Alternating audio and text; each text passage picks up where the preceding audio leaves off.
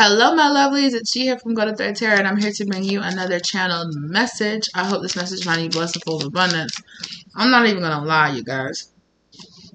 I'm trying to cleanse out some of this energy, and wow, it's draining. My goodness, it is. I feel it. I feel tapped into it. I was literally just doing another reading, and sorry, my cat was just up in my arms, so I'm gonna have cat hair all over me. But it is what it is. And there is this whoof. Because I was hearing strangling you into submission. And I don't even know if I'm allowed to say that word here on this platform. I don't know. But there is this kind of transmutation or this kind of transmuting of the energy of this like silencing energy. Oh, yeah, I just heard somebody say shut the fuck up. So somebody might have done a shut up spell on you. Or they might have just been kind of, they might not have actually done like a ritual spell where they did spell work and they cast out a spell on you. They might have just put out the intention. This might be kind of more like an evil eye intention of you. But I was hearing that, you know, that strangling you into submission, into complacency, into complying with their wants and their desires. Let's transmute a little bit of that energy away, please, Spirit. Woo-wee.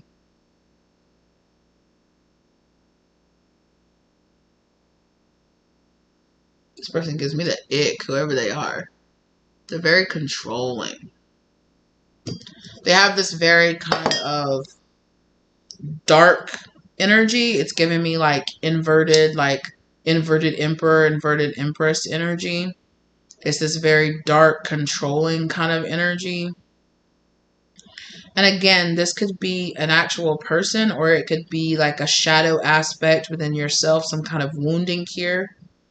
And of course, that wounding could have been caused by a particular person. Let's call in some high vibrational love and white light ancestral energy too. I'm being called to do that too. We're gonna cleanse. Ooh, God, that Palo Santo smells so good.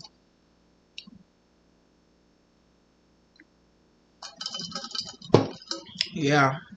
I'm gonna hydrate and cleanse out that energy a little bit. Woo! That Palo Santo smells so good. Yeah. Oh, my jaw just popped. Okay. Yeah. Again, there is this kind of energy of planting seeds. 7 of Pentacles. Yeah, tell me about this. Who is this? Who this is? 6 of Swords. Somebody that you could have cut off. Somebody that you could, I feel like you could be making plans. This person is making plans. Who is this person? Who is this person? This, ooh, official person in reverse. So it ain't your, again, like I said, it could be a person that you walked away from. Could have been a person that at one point you might have held in high honor, or you might have held in high regard. Wealthy man. This person could have had an amount of power at one point, or amount of sway. Excuse me. My cat is just wanting to be in the shot of like everything. I see the number 4 back there. That definitely is reminding me of kind of like the Emperor energy. Message of concern. Spirit. I do not want to embody this person's energy. Take that away, please. Yeah. I'm not trying to embody their energy like that. Ugh, I felt it. It's making me feel sick to my stomach. It's this very, like, cold, shut down. This person's energy was, like, coming in. And it was, like, shutting down my solar plexus. So this person is somebody who's very detached from their emotions, or they're very detached from this ability to transmute their own energy, or to transmute. This is probably why this person feels so dark and they have such heavy energy, because they do not transmute their own energy, their own negative energy. I almost said negative entity. Yeah. Change. This is a person that's bringing a lot. You are bringing a lot of great change into your life, and this person is not a big fan of it. No, I'm sorry. I can't hold you in my arms in this reading. No. Baby.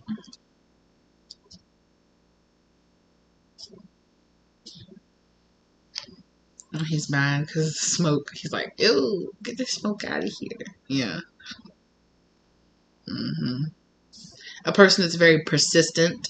A person that even though you're like, no, please don't, I don't have time, I can't do that, they're very persistent and they're very like, no, I want what I want and what I want matters. Even if this is also a person like his reaction to like the smoke burning is very much giving me this, you're cleansing, you're clearing, you're changing, you're transmuting, and this person is very turned off by that energy.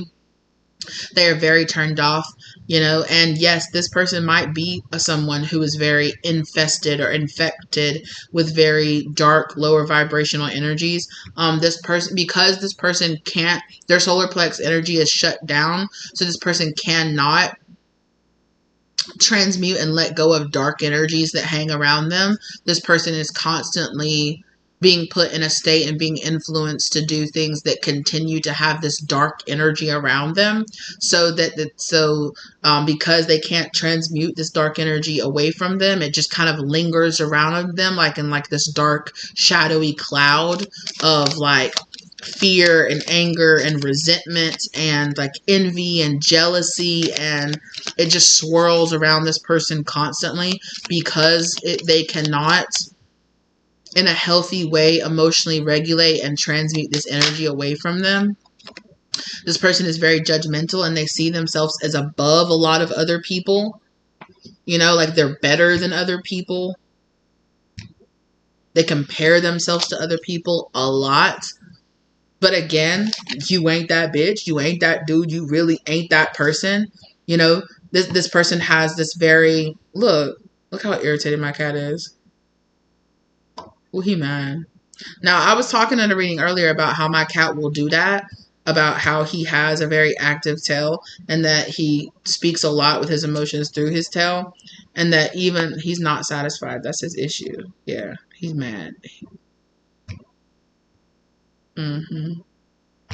This is a person that could be mad that they're blocked because like his tail is like hitting my phone. If you've blocked this person and they're not able to reach out to you, or they're not able, if you've set down boundaries with this person, my chin is itching. If you set down boundaries with this person, if you've blocked this person, if you have raised your vibration to a level where this person cannot touch you or cannot affect you, if you are a person that believes more like this is a person that could have been casting spells or actually doing like real like spell casting on you, this is a person that's very angry that your protection and that your guide and that you being in a heavier, happier, less heavy, happier place is not allowing their spell work or not allowing their negativity to control you or to put you, you're not allowing it to affect you the way that at one point it might have. This person might have used you as like this emotional dumping ground. It is kind of giving me the kind of vibe of kind of like the narcissist empath kind of dynamic, where this person constantly feeds off of you and they constantly pour their negative emotions into you.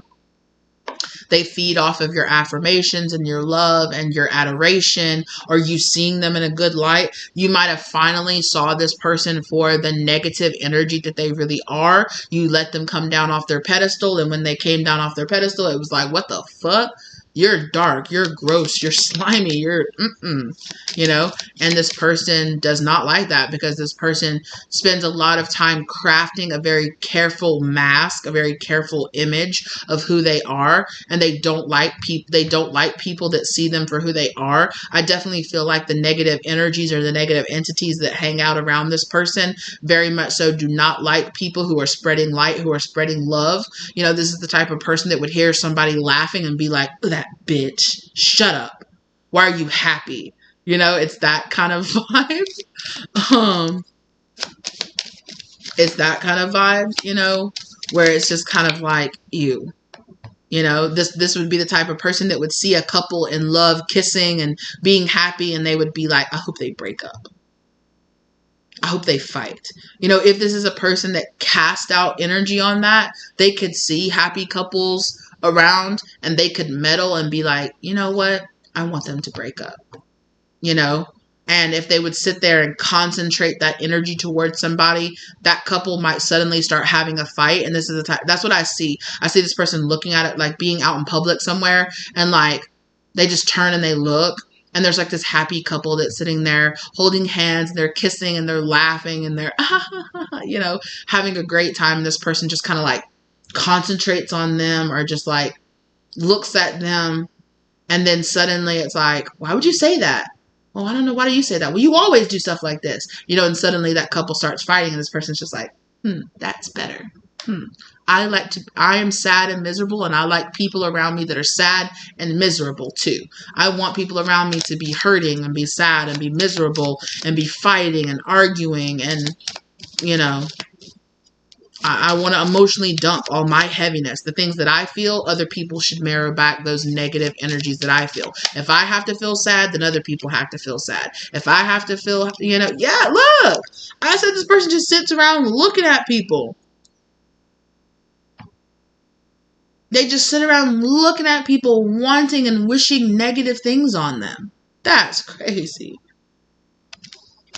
That's a crazy amount of karma is going to come back on this person, and I'm sure it does. This person could be older, or this person could have been doing this for like their whole entire life. If they're more like feminine energy. Look. Baby, I'm so sorry, but I need you to get down, my love. Oh.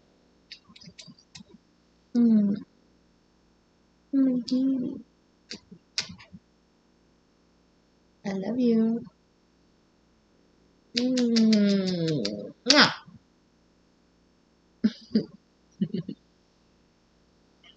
Okay, let go. Nope. Hey. Oh, he's gonna get mean. Hey, I'm sorry. Don't bite me. Don't bite me. Your claw's stuck. Here, let me help you. There we go. Okay, now let go. Thank you. You okay? Okay. Okay. Yeah. And I feel like this is a person that if you're like, okay, you're in my way, you need to get down. You know, how his claw got stuck. I mean, I'm not saying he did that on purpose, but this person might do things like that. Might guilt trip. You know, if a person is like, wow, you're being really heavy, you're doing this. Oh, but me, I'm a victim. But what about this? But what about that? You're hurting me. Is that kind of vibe, right? It's like you could confront this person and be like, you do this and you do that, and that's hurting me. Oh my God, you confronting me is hurting my feelings. And that's what matters more. I can't believe you're calling me out. I can't believe you're, it's like, what? How did this suddenly become about you? We were talking, you know, like about you like that, where it's like, what? Like I came to you and told you, you need to take accountability for these actions because you're hurting me, because you're doing this. And suddenly it becomes about how you're so hurt that I'm calling you out. Like, what? How did it become about that? Like, how did it become about how you're the victim here? What? You know, it's that kind of vibes. You know, it's let's turn it around and make you feel guilty. There's a lot of gaslighting kind of energy here. And I feel like you're finally seeing this person for who they are. You're seeing that what type of having a relationship with this person and what type of fruits it's bared in your life, what type of fruits this person is bearing in their life, and what influence this person has over your fruits that you're bearing in your life, right? And you're kind of just like sitting here looking like, yuck. You know, I need to walk away from this. There has to be a change here because adjudication has finally come across to this person. You know, like judgment has finally come down on this person. You're finally seeing this person for who they truly are. And it's like, no, I can't heal you. I can't save you. I can't make you better.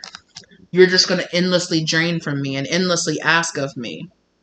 You have no want to change or do better. So I'm going to be that change by removing myself from this scenario, by leaving, right?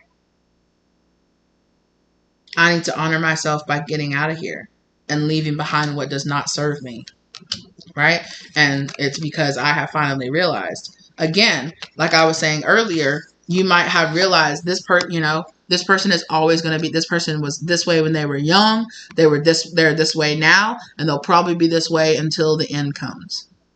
It's that kind of vibe. It's just like, you realize that no matter how much you pour into this person, no matter how much you show up for this person, no matter how much compassion you have for this person, or how much you're like, I can fix them, I can help them, they just need somebody to show up for them. They just need, because they're the victim all the time. They just need somebody to show up for them, and they're mean to me because somebody was mean to them, and, I just have to endlessly have all this understanding and compassion for them, but it goes nowhere, right? It goes nowhere. This person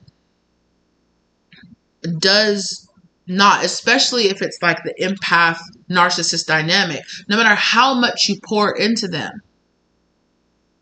and of course it's on a scale. There can be a scale, like once you get past a certain scale of narcissism, no matter how much you pour into them, no matter how much help they get, they cannot change. People that are on a lighter scale can start reflecting, can start understanding these things about themselves, and can say, damn, I am hurting people around me. Damn, I am doing this because of my wounding. I need to change, right? And those on the heavier side, they're so emotionally shut down. They cannot connect to that true inner self inside of them. And because they're so emotionally shut down, they cannot. And is it true that they are, that at a certain level, that they are being used by these malevolent forces, or by these dark forces that their dark energy attracts around them to continuously keep them in this energy of darkness? Yes. But also, just like you, just like me, just like everybody else, we are responsible for our own healing. We are responsible for coming to the realization that, oh, this is me. I need to change this. The same way that you can realize I've healed my wounds enough to open up my chakras, to unlock this deeper knowing inside of myself, that I can. God dang, this person is sucking so much energy out of, like, geez Louise, even just talking about them. Like, it's making my hand go numb. They're just sucking and sucking and sucking and sucking energy, Although I don't agree with every single thing that he talks about, it is, what is the name of that YouTube channel? He talks a lot because he grew up in a household with a malignant narcissist.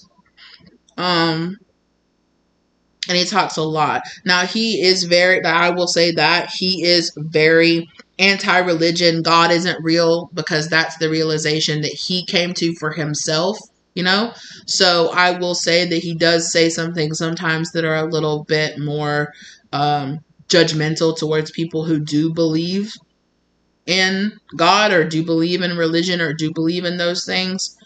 However, he is a licensed therapist, and that part where he talks about it can come, oh, what is the name of it? Like theremin or thera something? Theremin trees. Yes, that's the name of it. Theremin trees. And he has a lot of videos like here, a walking wound, what's a red flag, do I have them? How I become indifferent to a poisonous parent. When survivors go bad, worshiping narcissist. He has a video about the narcissist letting go of fixing people. Yeah, so he has a lot of information on his channel about that stuff, and that's what he looks like here. It's like a baby, a floating baby, and Theremin Trees is the name of the YouTube channel. Yeah, I'll pull it up. That's it. So again, if you can remove some of his more personal aspects of religion and things that he brings into it, if you are a person that finds yourself that struggles with those more psychological of letting go of things like this, and it's really reminding me, there's a reason that he came up. So again, if you can let go of the more, I say that they're judgmental just because I am a person who does believe in God, but his healing path led him to not believe in God anymore and become atheistic. And And he does, he does kind of have this like people that believe in God are sheep kind of vibe that he can say. But if you can remove that out of it and not let it personally affect you as much and be like, well, that's his opinion. But when he does talk about the more like therapy part of it and how you can heal and how you can divorce yourself from those types of aspects in society, he has some really great information, but I would suggest healing enough to the state where you can separate, okay, that's his opinion. It doesn't have to trigger me to a point where I'm like, no, that's not true. I'm not like that. Okay.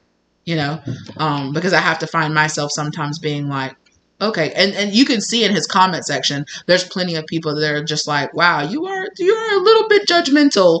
It's funny that you are a little,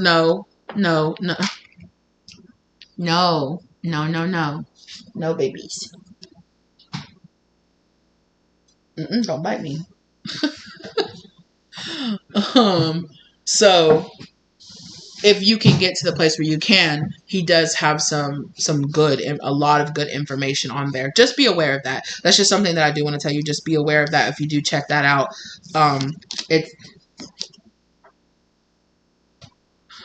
Stop now. It can be quite heavy-handed. His view on religion.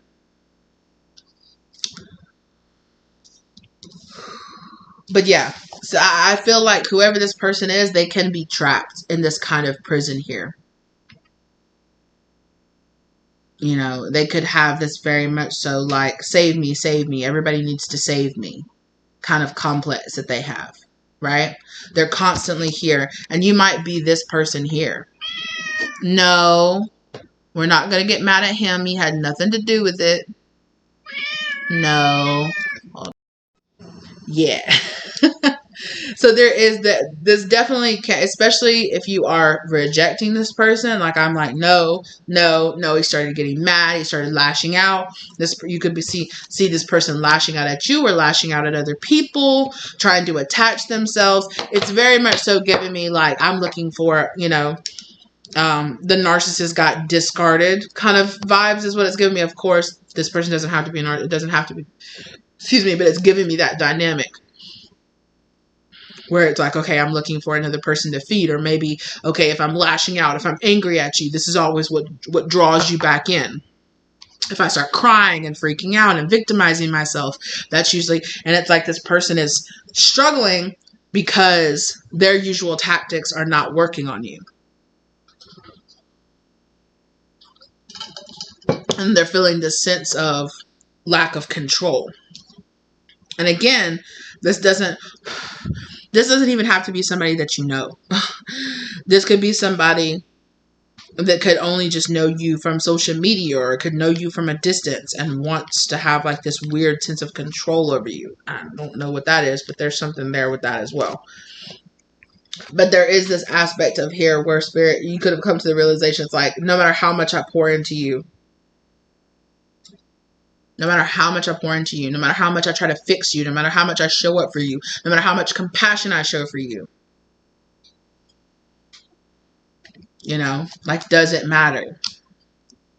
Doesn't matter. And and I think it was in the video that I mentioned, that how to stop fixing people, how to stop. He talks about the narcissist empath dynamic in that, and he describes the empath as a sun, right? Like a space, like in the sun, like a sun. Like they're always putting out light, and they're this endless source of love and compassion pouring out there, while the narcissist is more like the black hole, right? And the empath will come in pouring and pouring and pouring and pouring and pouring into the narcissist, who. And at one point, the empath will think, "Oh, this person just needs love. This person just needs to be shown some love, some attention, some affection. They just need my help for a little bit. And if I love them enough, if I show up enough, if I give enough of myself, they will see me and they will appreciate it and they will take that energy and heal from it." And that when you are trapped in that dynamic of a person who is that far gone into the narcissism scale, no, they won't. In fact, the more love and the more energy that you pour into them, the less they care about you. The more they see you as a willing victim, the more that they might even think this person is stupid, or this, all I got to do is say this little thing or do this little thing and I have control and I have power over this person. It's like the more you pour into them, the less respect that they have for you, until they drain you and drain you and drain you dry. And then once they have drained all that empathy and they've dumped enough of their darker energy into you, this also is giving me the vibe of like spiritual parasitic energy, right? Where this person is attaching to you and pouring their dark energy, pouring their dark inner entities onto you.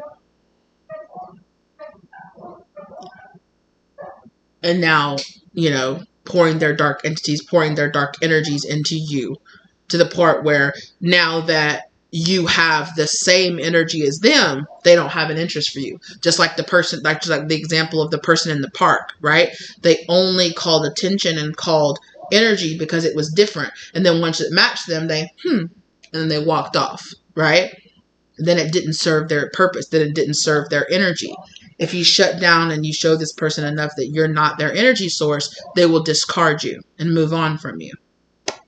But there is this energy here of going round and around and around in a circle with this person until you realize, no matter how much I talk to this person, I'm never going to be able to unlock this energy within them, because they are the one. The one in the cell is the one that has the key to unlock this cell, not you. And no matter how much you empathize with them, and no matter how much you tell them, you have the key, you can heal, I love you, I'll show up for you, I'll never leave you, it's okay, I'll show up for you, it's never going to mean what you want it to mean to this person. Whew. That's a dark, heavy energy. Yeah, and you could have been in a relationship with this person. You could have been courting this person. This person could have been, I don't know. What's back there? I've never noticed that, but there's like something in the background that's like in the cell with this person. Do you see it? You see how, like, well, yeah, of course there's like the lock and then there's like a chain holding, but you see this kind of wispy looking stuff right here? It's like this smoke, or this fog of darkness. And it's kind of right where this person's face would be, right? If this is their hands, it's coming up to their shoulders and kind of their face, right? And it could be the fact that you never truly saw the real face of who this person really was,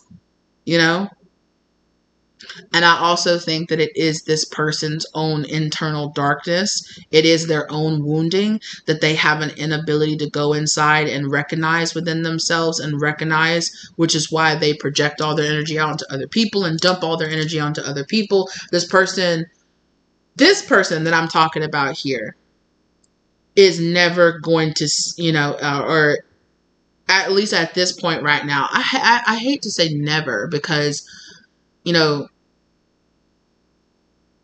the peace of God that I have in me wants me to say, will never say never. Enough lifetimes here on this earth, or enough lifetimes burning through all of this karma, and the goal is to eventually release everybody who's stuck in this vibe. Just how, like, at one point you were stuck with the fog, and enough lifetimes got you to the place where you were lifted.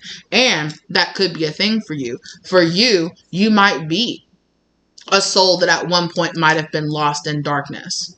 And with enough lifetimes and with enough light shown on you, you finally were able to relieve yourself from that cycle of, spirit, of being demonically possessed, or having, darkness covering your eyes, having trauma cover your eye. You might be, a soul that is recovering from being some kind of spiritual narcissist, which is why you have a soft spot for people who are still dealing with this. You're very empathetic because you've been there. However, there comes a time when we have to realize that some people deserve that light because they are willing to just take just enough of it that they need to heal, and to actually have the intention of taking that light with the purpose to heal. And then there's other people that are still so lost in the darkness that the only intention that they have is just to keep taking your light until you have none. Because they are a bottomless well.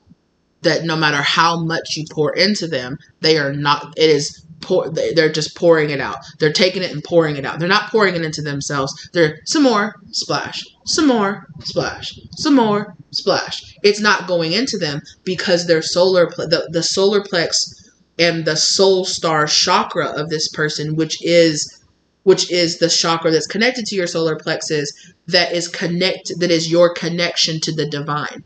This person's connection to the divine has been severed. And because they don't have that connection to the divine, they do not have this activated solar plex chakra that allows them to actually transmute that darkness off of themselves, right? They're completely shut down in the dark. And as they are shut down in the dark, more and more and more and more darkness gathers around them. And so much so that it's too heavy. They can't hold on to it. So they start splashing that darkness and that pain and that hurt onto everybody else around them. You know, that they're kind of more like a black star, less so than a black hole, right? They're like a black star. So they're emitting this dark light that you know, and that's kind of, that's kind of what this person is. They're less like a narcissist, which I think that they would psychologically probably be diagnosed as a narcissist, but there's something deeper spiritually going on with this person, where this person is like a black star. Just how kind of like light workers and earth angels and people like that start, you know, star seeds and things that are on the more light scale, right? Endlessly put out that light. This person has gone beyond being like this black hole energy where they're a light that at one point, because of trauma, shut down and like collapsed in on themselves, and they just constantly want to be fed light and be fed light and be fed light, right? This is a person that has gone beyond that in a spiritual sense, to where they are even deeper than a narcissist, that they're a place where that darkness has been so filled up inside of them that it overfills and it spills out the edge. And now they are no longer like that black hole. Now they have transformed into a black star that endlessly puts out darkness and fear and anger, and you know, they are you know, darker energies. Just how like lighter energies are using you as a star, as a light worker, to shine light, darker energies have possessed this person so much that they are using them to spread. It's beyond being a karmic, it's beyond being like a narcissist, it's beyond being those things. It is like, yeah, it is kind of giving me this kind of, this would be like possessed. Like this person is possessed by darkness, you know, like they're fully possessed by some kind of darker demonic kind of energy. But I'm not getting like traditional like demon. There's not like like one specific entity that's in possessing this person. And I am not doing all this. I'm not feeling fear from any of this. Right? If anything, I'm feeling like an enlightenment, like a connection to the divine deeper, you know, because I'm seeing such a vast difference between me and this person. I do think it's because, you know, I'm like, I'm not empathizing with this person. I'm not attaching my energy to this person. Like, no. You know, I'm not embodying their energy in this reading for sure, not, or ever. But it is, and like I said, I'm not doing any of this to spread any fear. So if you're feeling fear through this reading, please click off, go ground, go do what you need to do. I'm not trying to spread fear through this video. If you are feeling fear, please go ground. Please click off of this video. Please go do what you need to do to go protect your energy. If you are not feeling that and you're just feeling like, like I'm feeling it, like, I've come across energies like this, you know, this is just here to confirm to you that, yeah, this would be like that spiritual warfare stuff that we're talking, that people in the spiritual community talk about, okay? This would be that. This would be an agent of the darkness, okay? This would be a person who has fallen so deeply into that through lifetimes and lifetimes of lifetimes. This person has probably lived hundreds of lifetimes as a narcissist. It would be that kind of vibe. It would be like a person who comes back lifetime after lifetime after lifetime and chooses to hurt people, and they have fallen so deeply into that now they are just like there are a lot of people here who are channels for the divine, channels for the light. This person is a channel for the dark, a channel for darkness, a channel for the spirit of darkness, for the spirit of fear, of anger, of jealousy, of all of those things. Because at one side, light workers are a channel for love, right? Because on one side of the scale is love, God, light, love, compassion, and underneath all of those, joy. Underneath all of, we talk about here on the channel how underneath anger, fear, violent, jealousy, envy, at the bottom of all of that is fear, right? Just how and on the opposite scale, underneath passion and desire and compassion and happiness and joy and all of that is love, is at the top of that. This person is a person, and like how light workers are tapped into channeling that love energy. This is a person, or this is an entity. This is a soul that has fallen so deeply into the darkness that it channels that deepest, darkest fear energy. I know, Spirit. Spirit saying reptilian. Yeah, I know. But it's beyond that. It's beyond that. It is a person who is tapped, a soul that is tapped very deeply into darkness.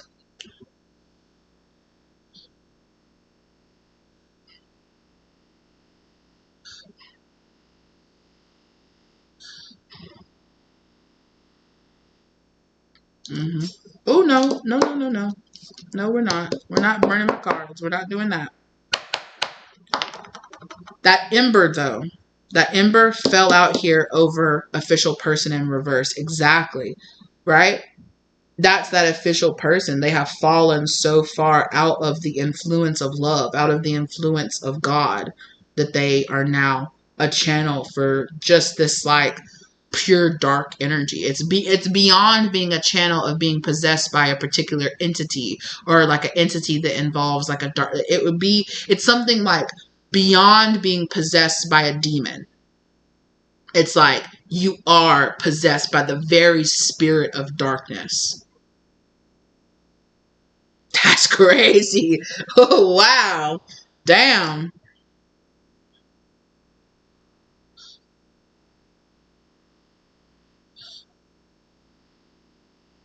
This is some shit to come into contact with. Damn. Damn. Yeah. And I feel such a strong angelic presence in this. That's crazy. Not a dark, I'm talking about my spirit, guys. My strong spirit angels are coming in real strong in this reading and being girl, I'm telling you, that's crazy. It would not be, I hear somebody saying, oh, this person's got the devil, actual Lucifer, the devil. No, it's beyond that. It is beyond that. It would be whatever energy influenced Lucifer to fall out of grace. It would be that. Whatever was whispering in Lucifer's ear that got him to sow the original seeds of discord, it would be that energy. Yeah, because it's, if you want to talk about it in biblical terms, it's damn. We view Lucifer as, this fallen angel that just it's whatever was whispering in his ear to influence him to sow seeds of discord against God. And it's just this pure antithesis of love. This pure dark energy, kind of yeah, goodness gracious, But I do want to say, things that people don't want to realize is that God created everything. Everything. Even discord, even fear. I am the Alpha, I am the Omega, I am the dark, I am the light. Everything flows from that original source. So just as much, just like us, We are created in his image. Just like we have a shadow side, we have darknesses. Everything is contained within God. So everything, you know, God, you know, if you want to say this more biblical, I'm using this more biblical terms because it's easier for a lot of people to understand. But, right, it would be God that created this influence, right? God, like, how easy would it have been for God to not create Lucifer? It's like, okay, well, I don't want there to be a hell. I don't want there to be demons. So we'll just not create Lucifer. That didn't happen, did it? If God is the all-knowing, God created Lucifer knowing that he would fall, knowing that he would sow these seeds of discord, knowing, right? Because there needs to be that balance. There has to be that balancing force. There has to be, if there has to be a light, there has to be a dark. If there has to be a up, there has to be a down, right? They are defined by the presence of each other. If there's one law, the first law, you know, in everything, and the way that everything works is that there's a sense of balance in everything. And if there has to be this, then there has to be that. So it is like this deep, deep presence of this energy of pure darkness. You know, and we've talked about that on the channel before. Even demons, you know, God uses them too. God uses them to do everything that they do. There's nothing outside of that is not created, that God does not know about, that is not created from source. And I know a lot of people are just like, what? When you fall into hell, when you fall into demonic possession, it's because you are falling so far out of the light. You know, but if you go deep enough into it, it comes back around to God again. If you keep on going deeper and deeper and deeper, beyond the demons, beyond the shades of hell, beyond Lucifer, right? Beyond that original darkness, and deeper still into that, you come back around to God. Right? And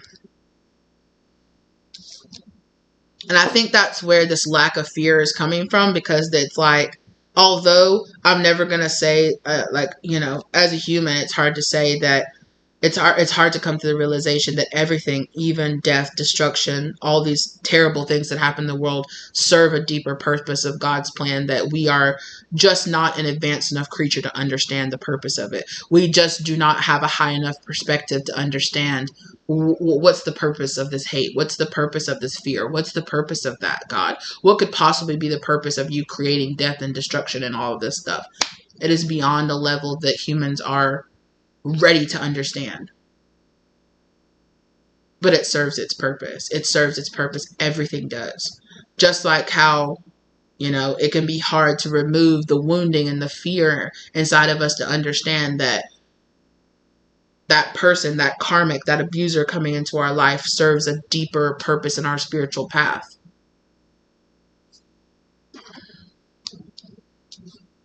Of growth, of deeper spiritual growth, of understanding.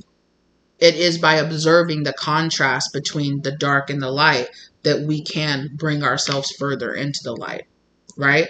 We cannot know one without the other. You cannot know love without understanding pain and death and darkness and fear. Because without the other one loses its definition. And so there is this understanding that how there are these light workers, there are shadow workers too. And not the type of shadow work, the shadow worker that we talk about. I'm talking about blackness, darkness, pure fear workers. And that's who this person is. And for some of you, and for some of you, it can feel kind of scary at first coming to this realization, because these people can be our friends, our lovers, our husbands, our wives, our mothers, our fathers, our children. There's somebody something. If they're a person here on earth that's living, there's somebody something. They got some kind of family. They came from something. They didn't just crawl out of a black hole, okay? They crawled out of a womb somewhere from something, okay? And it can be scary to look into this and to see this pure dark energy within someone and to realize, like, damn.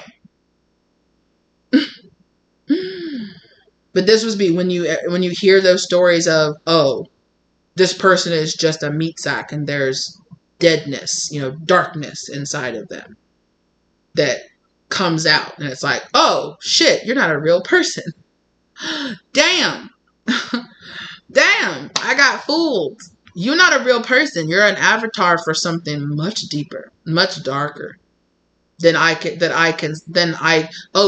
you literally do not have the psychology of a human being. Like, so any kind of rationality, any type of, but I can heal you, is never going to do anything for you. It's never going to do anything for you because you are, and I don't mean this in a demonizing, I don't know, it can be hard to say that. I don't mean this in this kind of like demonizing, oh, just throw them away, they're trash. I don't mean that.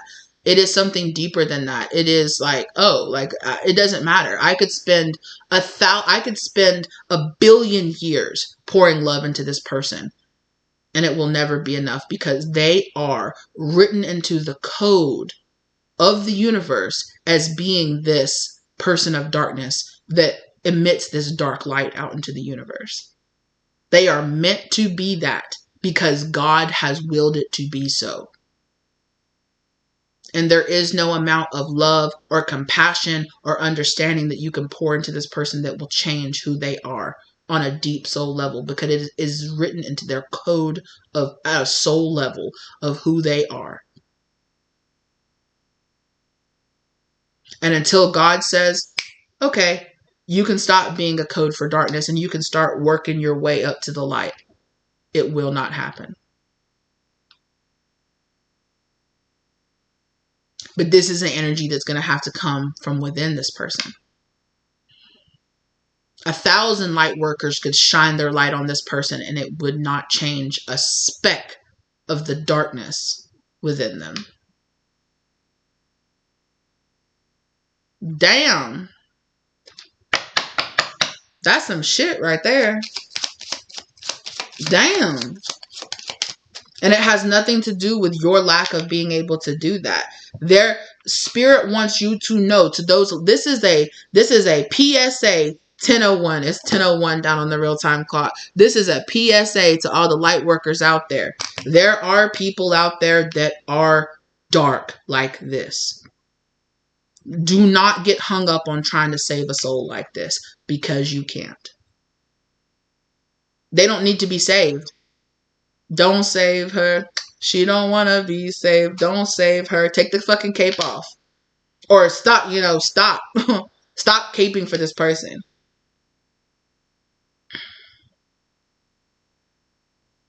Because there is no, like I'm saying, 1 million light workers could stand and pour love into this person until God says it's time. It will not stop with this soul. It will not. Because they are serving a deeper purpose here. Some of y'all came into contact with a soul like this and you tried to make it your look. Come here. Look at that. Look at that. You made it your mission to just pour and pour and pour and pour and pour light into this soul. Oh, there's no soul that I can't save. There's no person that's too dark that I can't. Stop it. Some of y'all might have made some kind of, this is a very, very, very deep soul contract hidden inside of you that you have with God. This is a lesson that God wants you to know right now. Not everybody is for you to save. Because not everybody needs saving. This person, this soul will be freed when it is time for them to be freed. That lock, look, I want you to see how small you are. And this is not, but look, you're this compared to how big this person is, like a finger, is like a hand of God. They are the shadow hand of God. And I don't mean this to like big up this person or give this person like this, like, oh, that's right. I'm being used by God to put out darkness into this world. You know, again, it would just feed their ego, because that's what they are. They are this bottomless pit of ego and shadow, right? Walk away. Walk the fuck away. Because there is not enough love and light that you can pour into this person that will save them. At one point in your past, this could be, again, this is giving me that, this soul, what was it? Like, this is a cycle that's lasted 1,000 years. It's that kind of vibe where you're just like, you came across this person, you're like, there's nobody that I can't save. And you've been pouring into this light into this person, lifetime after lifetime after lifetime after lifetime after lifetime. And then finally your soul's like, enough. I need to learn this lesson. Enough. Exactly. God is saying you are the antithesis of this person, and that's the way it's meant to be. You are being tied down and trapped here because you're not meant to do it. You can keep pouring into this cycle for the next millennia, and it will not change.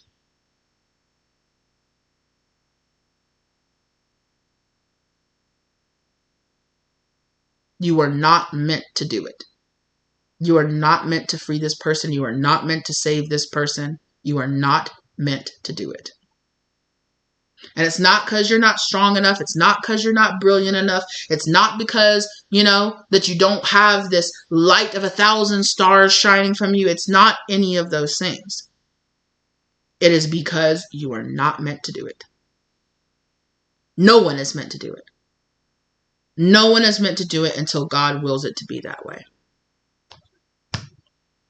God cannot stop you. You have the free will to choose to go on the cycle over and over and over and over again, but you will continue to do it.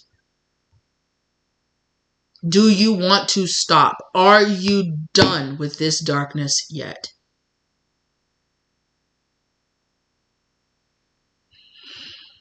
Dang, this is like, there are very few times in my life since I have started doing this channeling right here that I feel like I am channeling a direct message from God.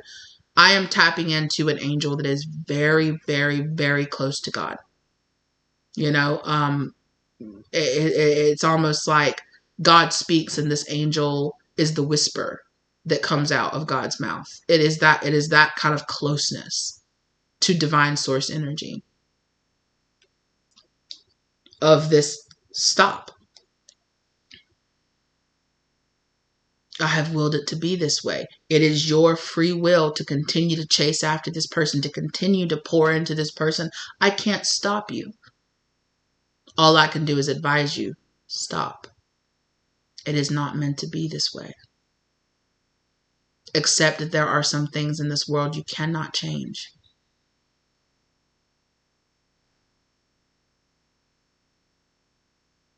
I can't stop you. If you want to keep going, it's your life. It's your soul. It's your soul path to walk. Wow. But God is sitting down telling you,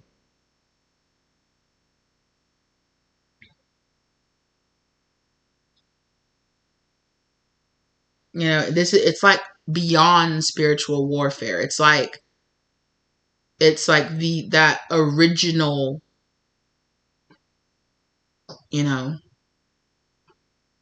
I literally see two beings. One that's white, one that's like made. It looks like it's made out of marble. We'll say it's made out of like white marble or white crystal, and it's sitting on a throne. And I see another figure that's made out of like jet or like black onyx or something. It's like that, and it's like these two things are cemented in this darkness and in this light. They are this kind of pillar. Right? These pillars. It's reminding me of like the high priestess, how you have the light pillar and the dark pillar, right? They are the pillars. They are the foundation of the way spirituality works in the universe, in all multiverses. And there are all these people that will always work for the dark, and then there's people that will always work for the light. And they're all these souls, these entities that will always work in darkness, and there's always, and it's like, you have been chasing after this person, trying to free them from this prison of darkness. Is it really a prison? Or is it just who this being on a soul level is?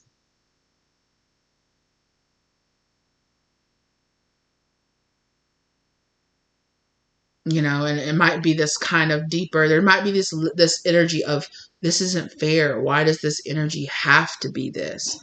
Shouldn't they be able to be freed? Shouldn't they be able to relinquish themselves from the darkness? Shouldn't they be able to find the light again?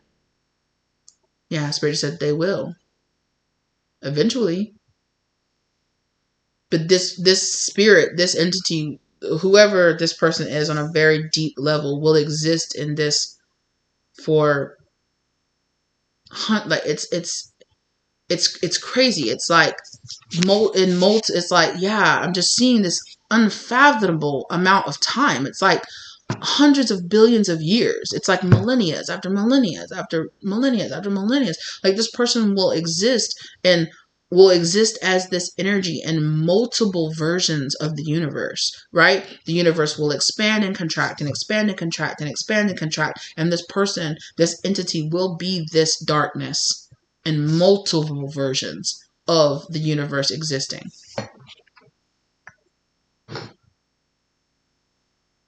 And that is not something, check your pride, check your ego.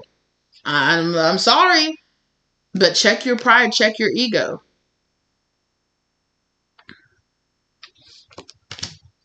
There isn't a soul that's too dark for me to save. There is this kind of like, no, I won't. I refuse to, but why? I refuse to believe that that's how God has decreed it to be so, that it has to be this way. You know who that sounds like, right? You know who that sounds like, right?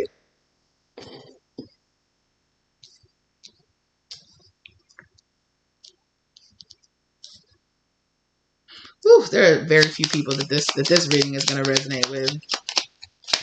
This is like my reading from my core, like my original light workers, like the first lights on this in this universe, right? Like, it's that kind of vibe. It's on that kind of vibe, on that kind of time. Okay, like original people type shit. Okay, come on, and it's a gift. It is. It's a beautiful gift, and God says, "Oh my God, it's such a gift inside of you that you think that there is nothing that's too deep, that's too far gone, that the light can't save. It can't, that there's nothing that God can't do, that there's nothing that God can't save." And it's true. There is nothing in this universe that God can't will instantly into the light.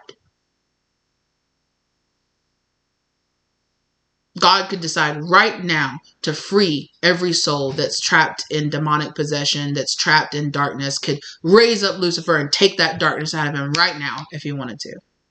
In a very millisecond, everything in this universe would change. But that's it. Everything in this universe would change. The very fabric of time and how everything works would fall apart and rip itself apart.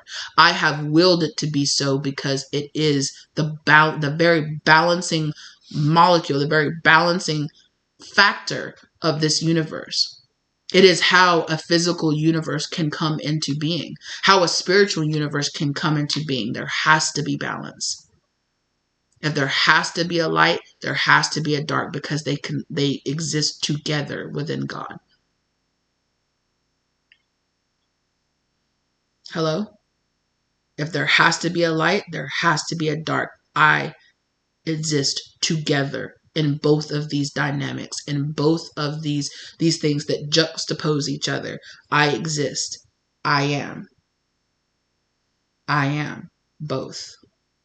See that there is not a time that this universe exists that these two opposing forces will not exist, because if they do not exist, the universe collapses apart.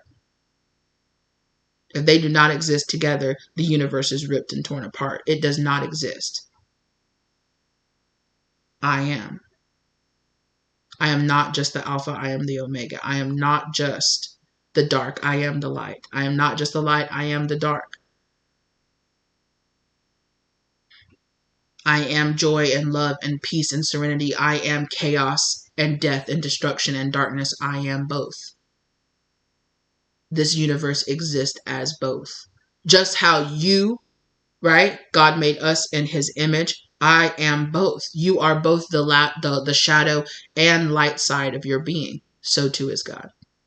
So too is the light. So too is everything else. I am both. That's what this means. This symbol right here, that's what this means. I am both. There is a duality within me that must exist. Wow.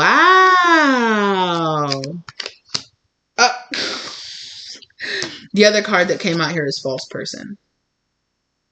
The falsity that you have been sold is that only one needs to exist. The whole like spiritual warfare, the light has to win kind of thing. It's this whole, it exists, this back and forth and pushing back and forth and pushing back and forth. It is the foundation of this, it is the very, what is the word? Oh, firmament. Firmament. Thank you. It is the very firmament of this reality. It is the very foundational base of this reality, is that both exist. Is that both the light and the both the light and the dark exist. I am both. Within me is both. Within me is both lightness and dark. Within me is both masculine and feminine. With me is both up and down, left and right. Within me is both.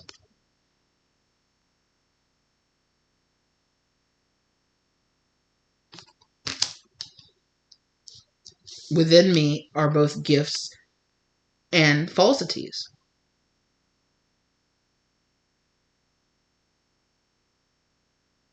You will never be able to cure the world of all the darkness that's in it.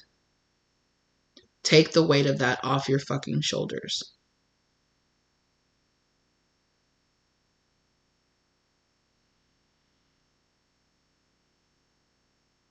And allow the world to be the way that it is. Now, that doesn't mean don't do anything. Just give in, No.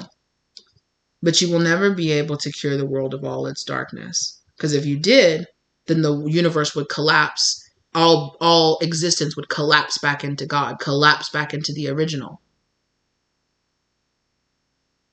Right?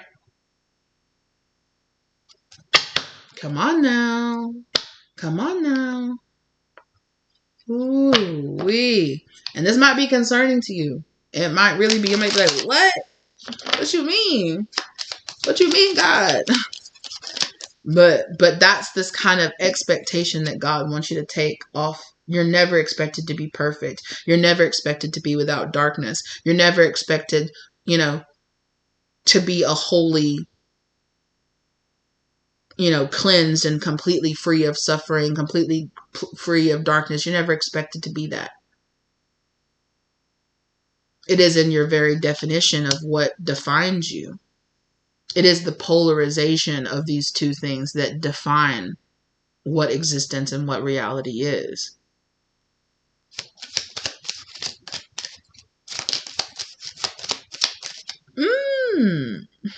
Yeah. Look, it's family room. The secrets. These are the secrets. When you walked away from this, when you gave this up, when you walk towards this, what's hidden underneath, what brings change into your life is accepting that. Is accepting that this world will never be free of darkness. It will never be free, completely free, until it's time for this reality to collapse in on itself and for nothing to exist, for everything to collapse back into God and for nothing to exist but God. But as long as there is a separation of existence outside, both will always exist. Yeah, occupation in reverse. You were never meant to be this person freeing the world of all the darkness that ever existed. You're just here. You're here to help yourself and to help other people see a little bit more light. That's it. You're just here shining a little bit more light. And that makes that, don't underestimate that. That makes all the difference. It is those people continuing to shine light. But if there is a light shining, there is a shadow that's casted. All light shining casts a shadow. It does. All light shining creates shadows. It does. That's how it works.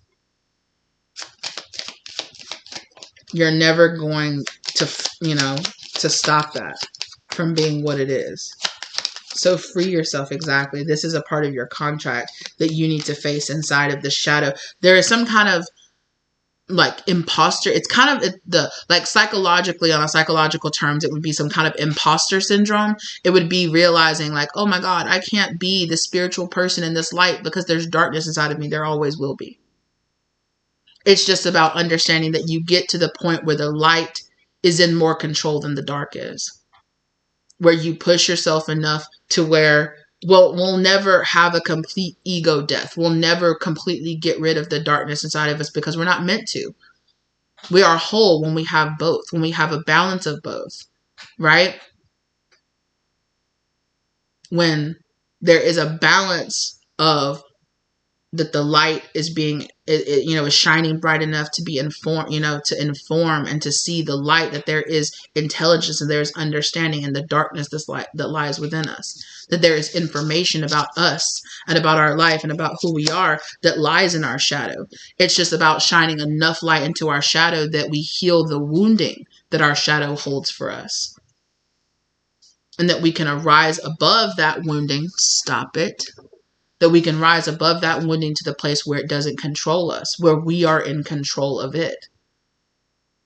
Where we have enough conscious thought where it's not our subconscious ego that's controlling, but it is our conscious self that's controlling. But you'll never get rid of that. And when you get past the point of wanting to get rid of, you can awaken enough to see that beneath the wounding, you've healed enough to see that that wounding is out of your shadow and that there's actually a lot of power and there's a lot of understanding about the world that lies within our shadow. And so there is this kind of very deep soul contract here that I feel like probably all light workers at some point in their existence have to come into the realization of, that you'll always have an aspect of darkness inside of you and that you're not meant to completely purge it, because then you go over into toxic light, toxic positivity, right?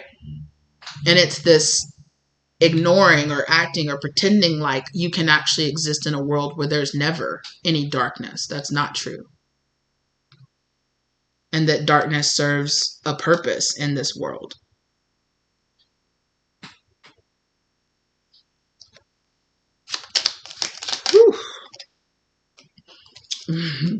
Bad health in reverse. This is what's going to release you from feeling this. It is not the darkness necessarily that's feeling this. It's your rejection. It's the wounding that's you're rejecting the wounding that's held in the darkness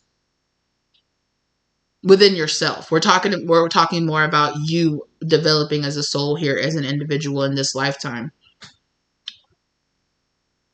That is what's going to help you to relieve this fear that lies in the darkness. I do not fear the dark because I understand that I have power over that. I have power over that. But I'll never be able to completely divorce myself from the feelings of fear, because fear serves a purpose. And survival instinct, and in a survival, moment, it is fear that says, oh shit, I need to be aware of this. This could cause danger. This could cause harm to me. It is that fear that allows that instinct to raise up to the surface. But say you are in a life-threatening scenario. If you let the darkness and the fear overcome you, then your chances of survival go way down, right? You go into perhaps a paralysis, or you give up, or you just stand there, you just stand there and you freeze,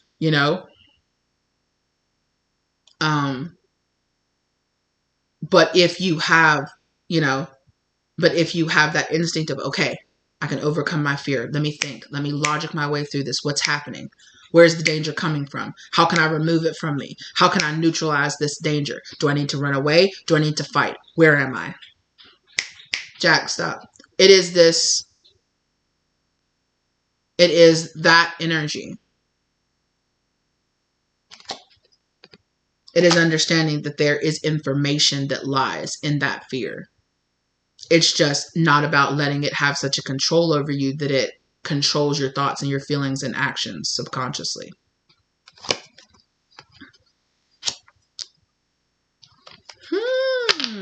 Very interesting. I like how God always brings it around to ourselves. Like, okay, like, again, like I said, let go of your pride and ego of thinking that you know better than the way the world is actually meant to work. Right? Whew, yeah. Spirit is telling you, you need to come to the realization that you need to stop pouring energy into this. You need to stop wasting this love and light energy that you're pouring into this, trying to heal.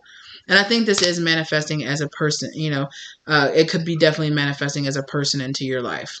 That God is telling you, stop pouring that love into this, because there is always meant to be that darkness. It is when we can learn to divorce ourselves from this need to want to heal everything. Not everything is meant for us to heal. Not everyone is meant for us to heal. Not everyone is meant for us to continuously stop pouring your energy into this person or into this want to heal this, because, yeah. There are so many other things that you could pour that love and that light and that energy into. That you could prioritize other things, other gifts that you could be giving into the world. That you're wasting this light energy that you're wasting it, pouring it into this. Continuously pouring into the idea that everything, that all light can be eradicated, that all light or all dark can be eradicated. It's not. It's a fruitless measure, right? It's an endless folly, right? It's an endless folly. And it's not your responsibility. It's not your responsibility to do it.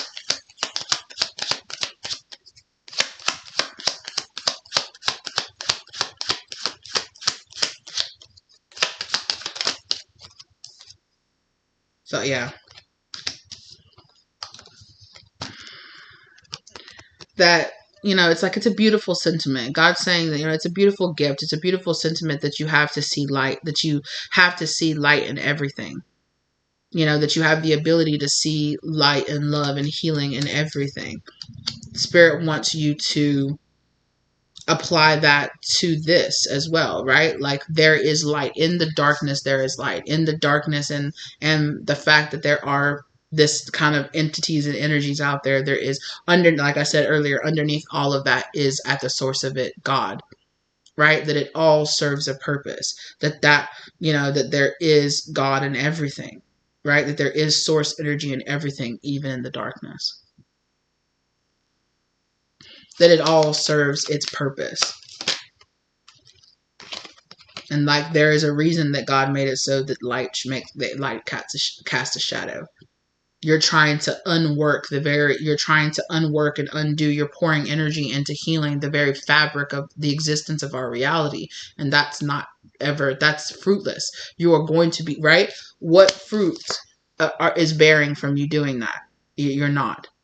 You're pouring energy for lifetimes after lifetimes after lifetimes into this belief system that does not give back, because it will not. It will never.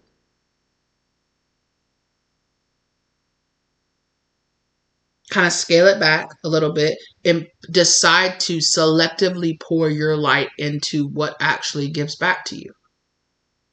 And we can pull this all the way back out of such a deep, deep, deep spiritual message into stop pouring into thoughts, belief patterns, people in your life that do not, be aware of what kind of fruits you bear when you pour energy into certain things. If you don't like the fruits that you're bearing, stop pouring energy into it. Be aware of the fruits that you're bearing. Have a deeper awareness of what's the result of me pouring energy, me continuing this belief system. What is really actually happening here? Let me step back and have a higher perspective as to what's actually happening here. What's actually taking place when I'm pouring so much energy into this. And this is like at the very base of healing everything that we talk about here on this channel. All the wounding, all the limiting mindsets, all the victim mentalities, all the everything, pouring into these relationship dynamics that are, what fruit are they actually bearing? You're sad, you're miserable, you're lonely, you're hurt. What fruit is it actually bearing? Be aware of that. That's the first. Have a deeper awareness of what's actually going on. And I think that's what's causing this person to have concern, is that they're like, oh my gosh, this person is coming to this realization that pouring into me is not even, it's not even like fruitless. It's like it's producing rotten fruit, right? I'm pouring and pouring and pouring and planting these seeds, and the fruit is literally growing rotten on the vine. It's not like it's rotting, it's growing. It is already rotten before it even grows, as it's fruiting, as it's bearing. It's rotten. Be aware of that. Whew. Take action. You have been in your feminine energy enough to see the truth of this. You've been in your feminine energy. You've been healing the sight in your feminine energy so that you can see, so that you can heighten your perception and your awareness to the point of seeing this is what's happening. Now that you see it, take action on it.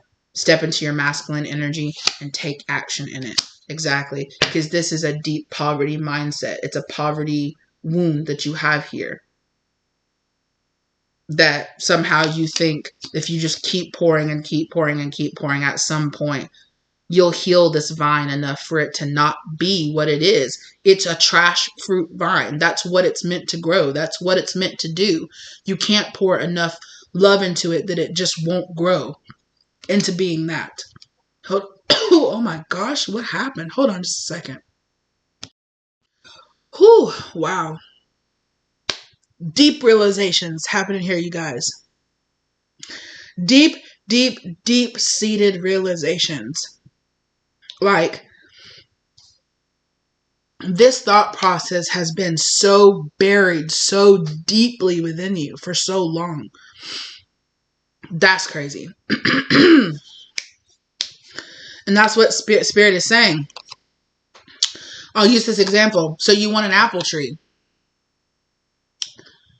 And you're planting these seeds and planting these seeds and planting these seeds, and they're growing a pear tree. And it's growing pears, and you're like, I don't want pears, I want apples.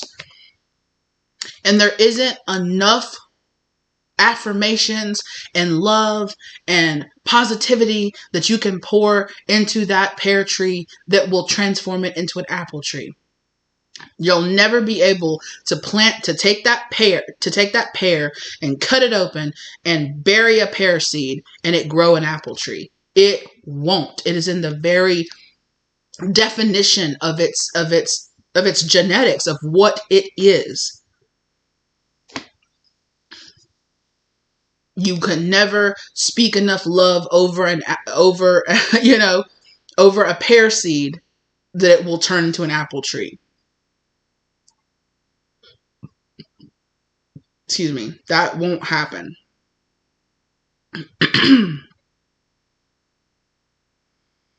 And you need to come to the realization of that. And it's almost like you've been season after season after season. You're like, damn, still a pear, still a pear, still a pear.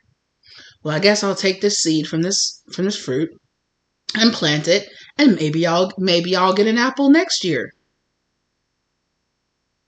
No. No. It is always going to grow a pear.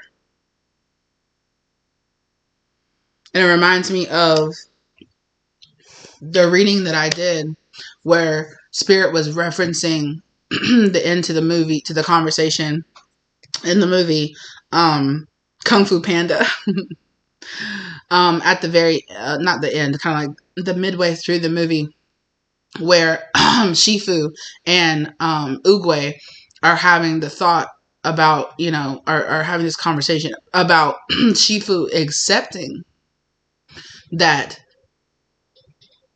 that Po is supposed to be the Dragon Warrior, that is what is supposed to be. But he is the one that is going to reveal the secrets of what it means to be the Dragon Warrior. Like, it has to be that.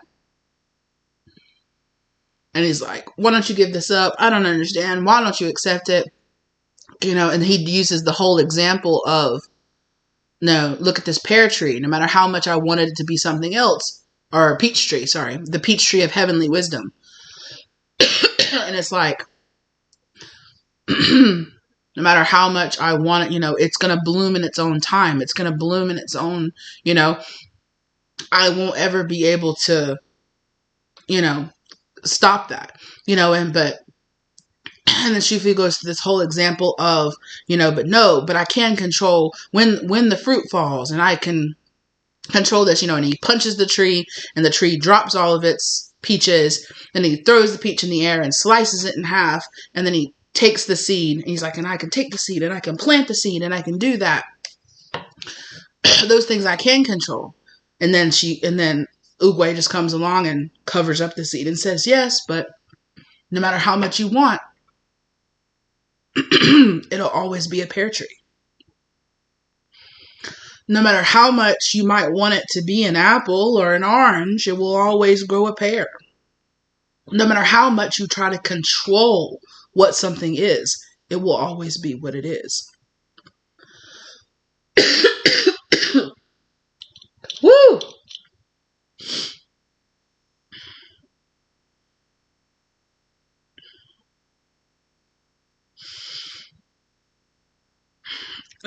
And in a way, it's like, we're talking earlier about a spell casting. It's almost like a spell you're casting on yourself. This illusion that you can change this person. You can change the way the world works. You can change. And I don't want you to think that because a person can change, you can promote change. You can get people to write a petition and change the laws and things like that. But that is on a 3D level. You are trying to change something on a much deeper spiritual level that God is just saying, stop.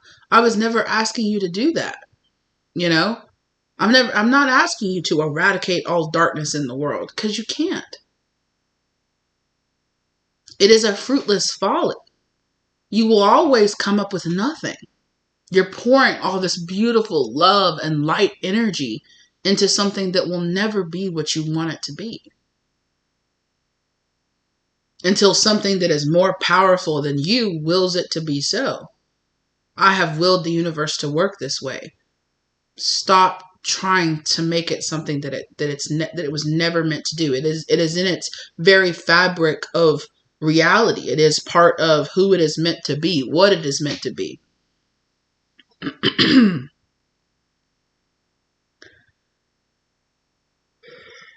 Ooh, I'm releasing so much energy. There's so much energy. Ooh. So I just hit that pile. I know you guys heard that. And look what showed itself. The Emperor in reverse. I talked about this Emperor in reverse energy. I talked about that. It's this Empress in reverse, this Emperor in this reverse, this denial of the natural order of the way things are supposed to be. I can change it. I can change it. I can make it something different.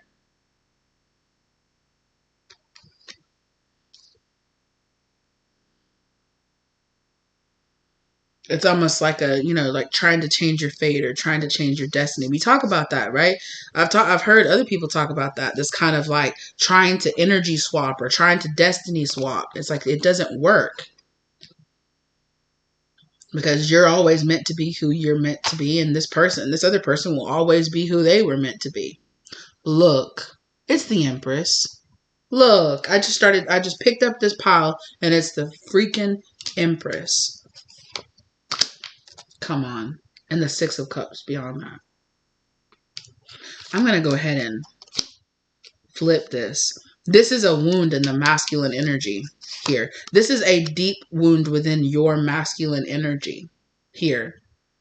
Right? Because a masculine, like an emperor in reverse, an emperor in their shadow energy is somebody who's like, I can control everything. I can will anything to be the way I choose for it to be. Feeling like it's on you to change this, to control this, to make it something that it is naturally meant to be is a wounding, is a very core wound inside of your own internal masculine energy. And your feminine energy here is trying to show up and heal this wound in your masculine energy.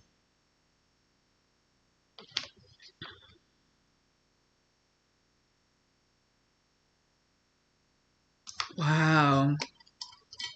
Wow.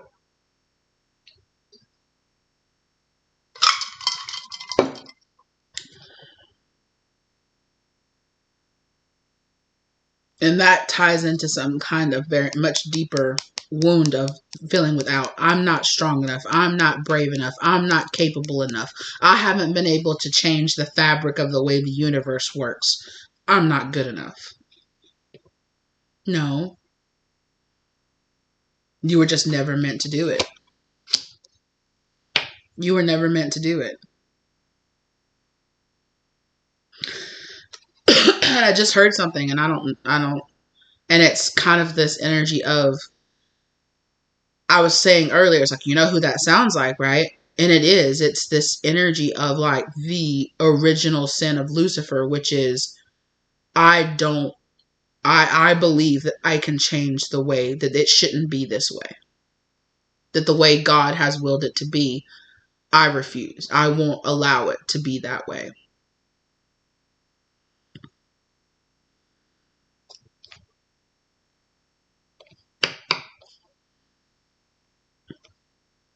Wow. Wow.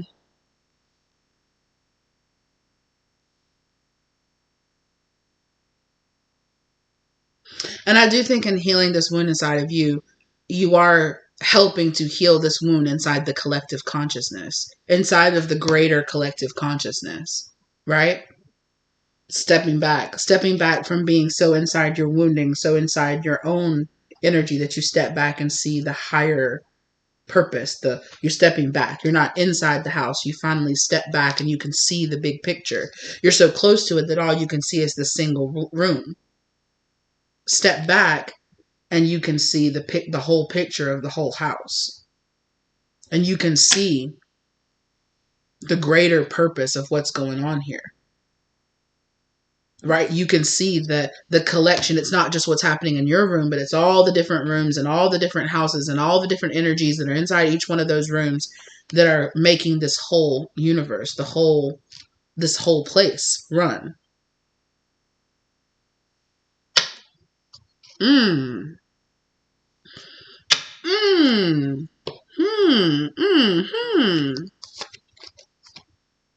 Damn, this is a big message. That's crazy. No wonder I felt my energy drop. No wonder I felt my energy drop so this is a hell of a download, dog. This is a hell of a download. Let's do some more transmuting. Spirit, angels, high vibrational angels, love and light, ancestors. Please help me to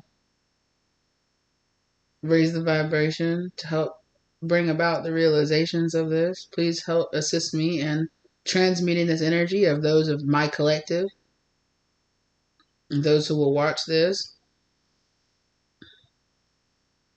Let this information find them when they are meant to, when it's their time and their soul's purpose, and the divine time of them finding this and coming to this realization. Because not everybody that finds this reading is going to be ready for this kind of realization. But perhaps maybe it'll plant a seed for one day when you are ready.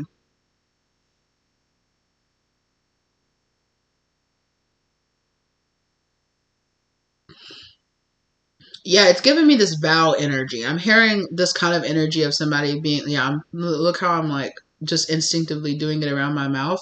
It definitely is like this vow energy of somebody being like, I won't stop until all the darkness and everything is eradicated. That kind of energy.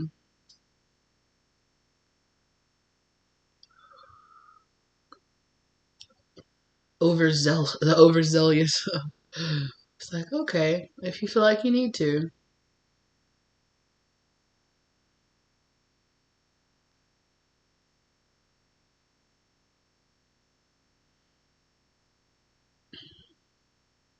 Yeah, and it's kind of almost like spirit is saying like you've been fighting for so long that you don't see that there's not actually it's not necessarily like a need to fight. Like, yeah,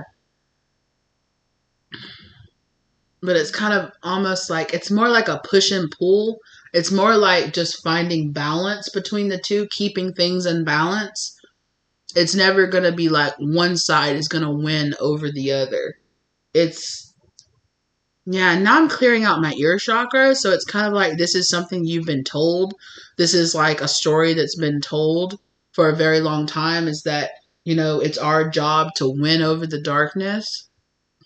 And it's kind of like this release yourself from the need to think that it's just your job to find balance, to bring a little bit of light, to keep the balance going, you know, because there's always going to be this push and pull and push and pull and push and pull and push and pull and push and pull until the end of the end of the larger spiritual cycle that we're all going through as every soul, as every one of us is a part of the original God source energy. When that when that push and pull ceases to exist, we all cease to exist and we flow back. Well, we don't cease to exist, but we cease to exist as energies and entities that exist outside of God. When that push and pull stops, we all collapse back into God, right? We all collapse back into that original source energy. And it feels like there's just been a lot of energy here of this kind of war mentality that has been plaguing souls in the universe for a very long time. This one of us has to win. One of us has to win. And it's not really like one of us has to win. It's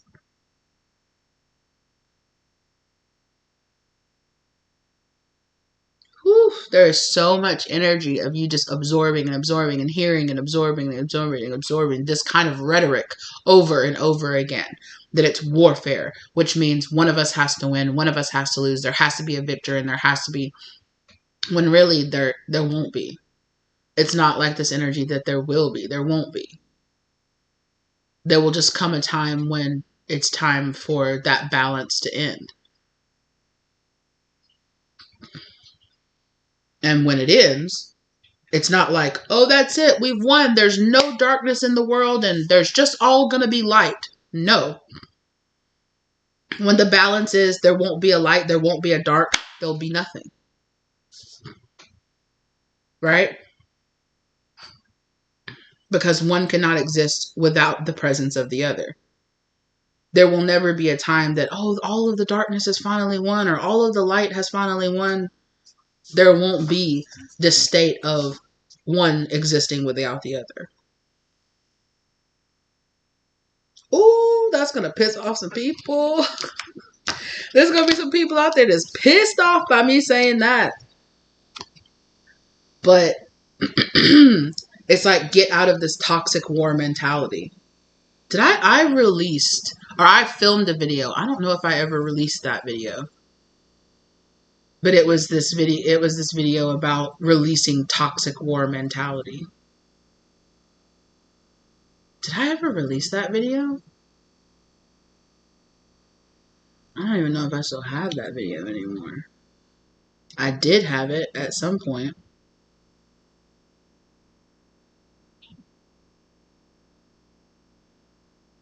Hmm.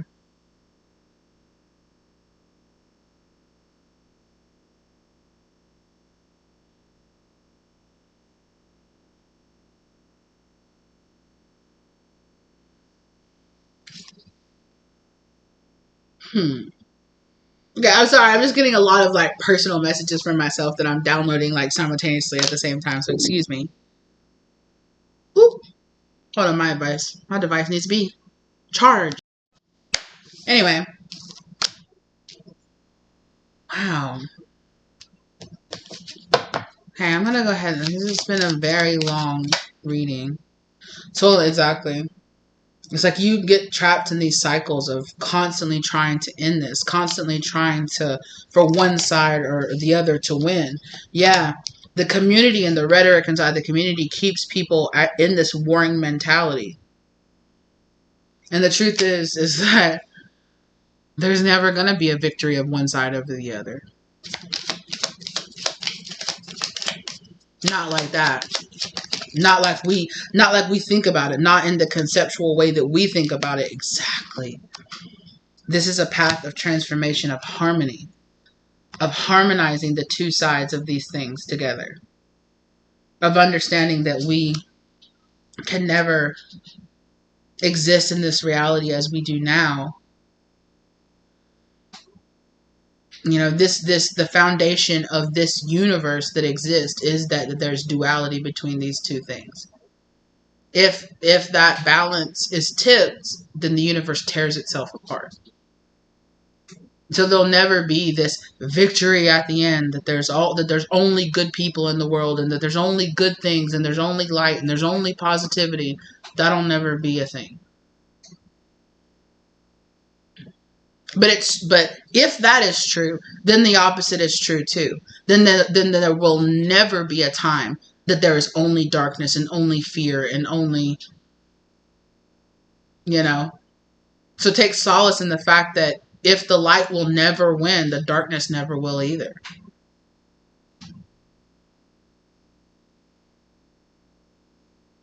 If you take this need to control, if you take this need away to win, to be prideful, to be right, you can relieve yourself of this rat race of feeling like one side has to win, one side has to be better or has to be stronger or has to prevail over the other. You can bring true, look, with the lotus, you can truly rise up out of this us versus them, we have to win mentality that plagues humanity. And it has caused this need to be right, this need to be better, this need to know more, has torn apart every large empire or society that has existed, even those societies that we view as better than ourselves, things like Atlantis or things like Lemuria. All of those things fell because they fell to the same wound as well. That one had to be better, that one had to win over the other. Even when you want to go back and take it beyond and outside of this earth, that when you want to talk about things like the great Orion Wars, right? When you want to talk about things like, you know, agents of darkness, like reptilians versus Lyrans and things like that. If you want to talk about that, this toxic war mentality of one has to win over the other, one spreading light and acceptance, the other spreading fear and chaos.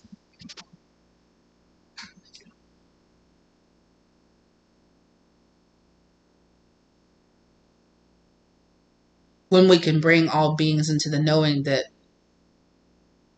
that warring energy does not have to exist, that we can exist as one. Both have to exist.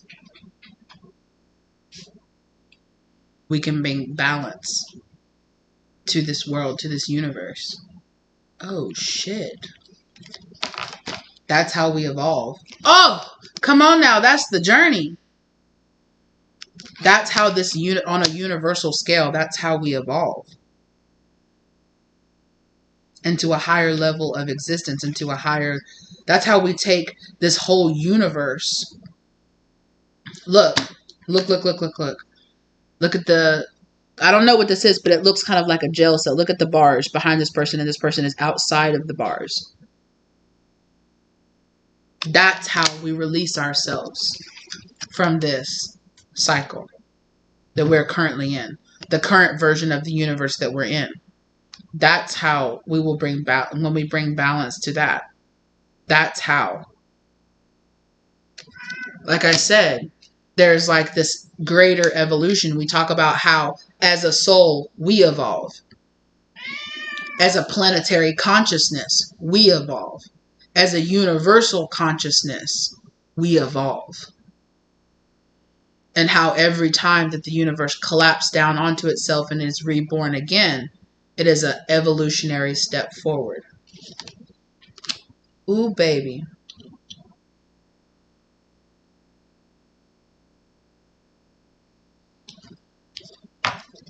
Ooh, who's ready to hear this reading, mama? I don't know, God. Okay. I'm going to trust that if you gave it for me, it's for me to put it out. Okay. Yeah, we're talking about a long scale journey evolving here.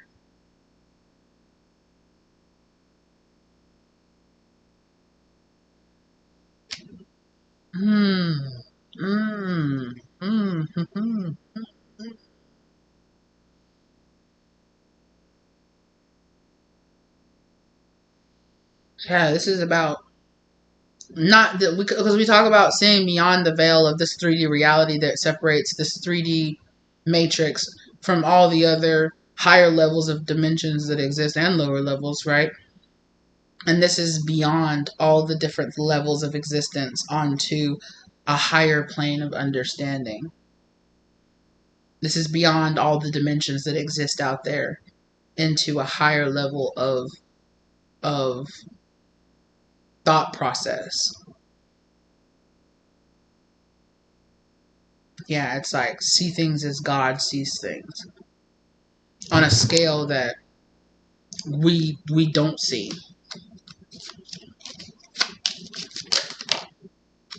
Okay, baby, that's the message. Honey bunny bunny, that's the message. Okay. Wow. And that it is our very rejection of this message that steals that energy, that wealth energy from us. From the wealth, this wealthy man sees beyond the veil. This wealthy man sees beyond the imprisonment of the thought process that exists in this reality, in this universe. I don't know if I'd call it a flaw, but it's kind of like the universe is running, like every universe that exists and expands into existence is like a updated version of whatever's beyond the exist in the universe. And it's like, okay, so this thing and this thing is an issue. So we're gonna run this whole cycle of evolution of life, this whole cycle of a universe existing, so that we can work out this bug. And now that we've worked that out, the universe can collapse, and a newer, more updated version of the universe can expand afterwards. That doesn't have the same problems that this universe had.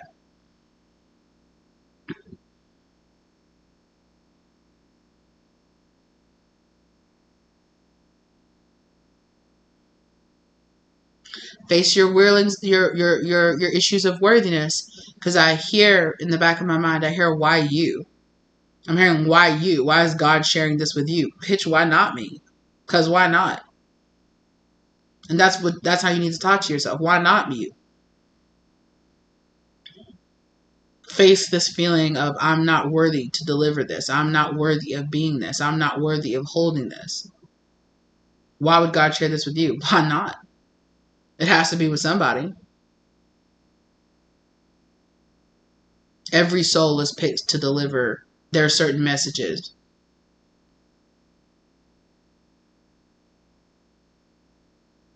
This is mine.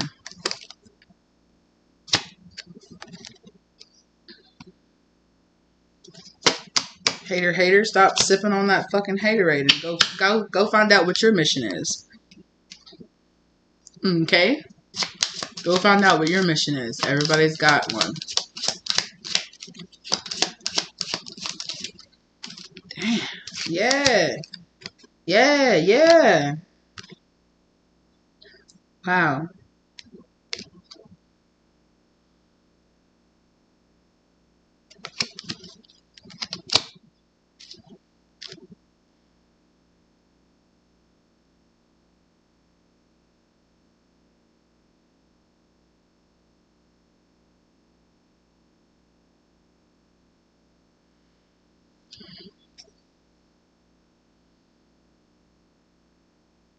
I feel like we're really trying to work out this feeling of this wounding of despair.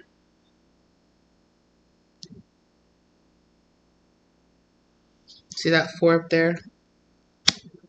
There's this despair energy in the masculine energy here, and this wounding in a masculine energy here.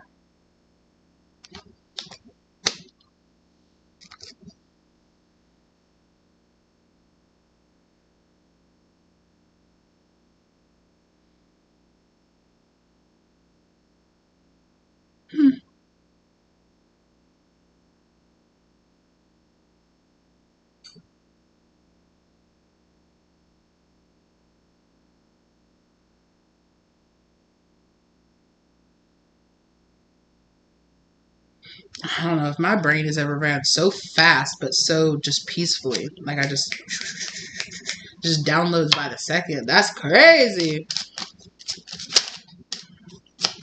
Excellent. Excellent. Unexpected. Yeah, for real. Unexpected income. Be prepared.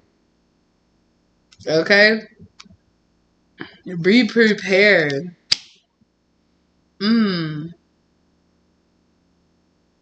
You're at the precipice.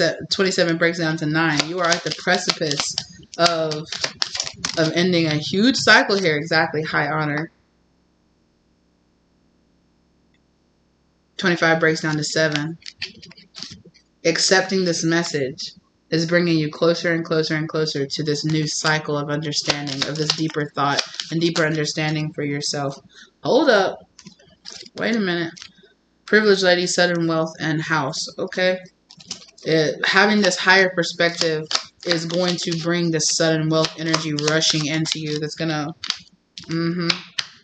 Look, this message of concern is 4th. Again, this 4 energy here in your masculine energy.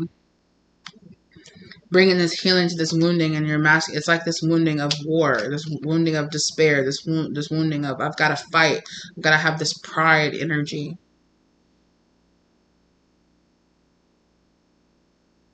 If you see yourself, if you resonate with this whole twin flame, you know, feminine, masculine, we heal each other's wounding. We're here to heal different wounding in the larger collective. Yeah. This is that kind of, you are going to match up with somebody who is healing the feminine wound, the greater feminine wound. As you are this feminine coming in to heal this masculine wound, your masculine is going to be someone who's coming in to heal a feminine wound in the collective as well.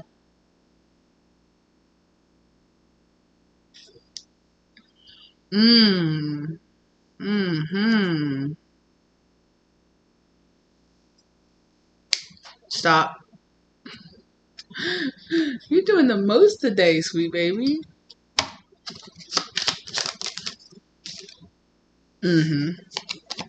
Despair. It's how the original wound of this universe, that original dissension, the original sin, right, is this despair energy.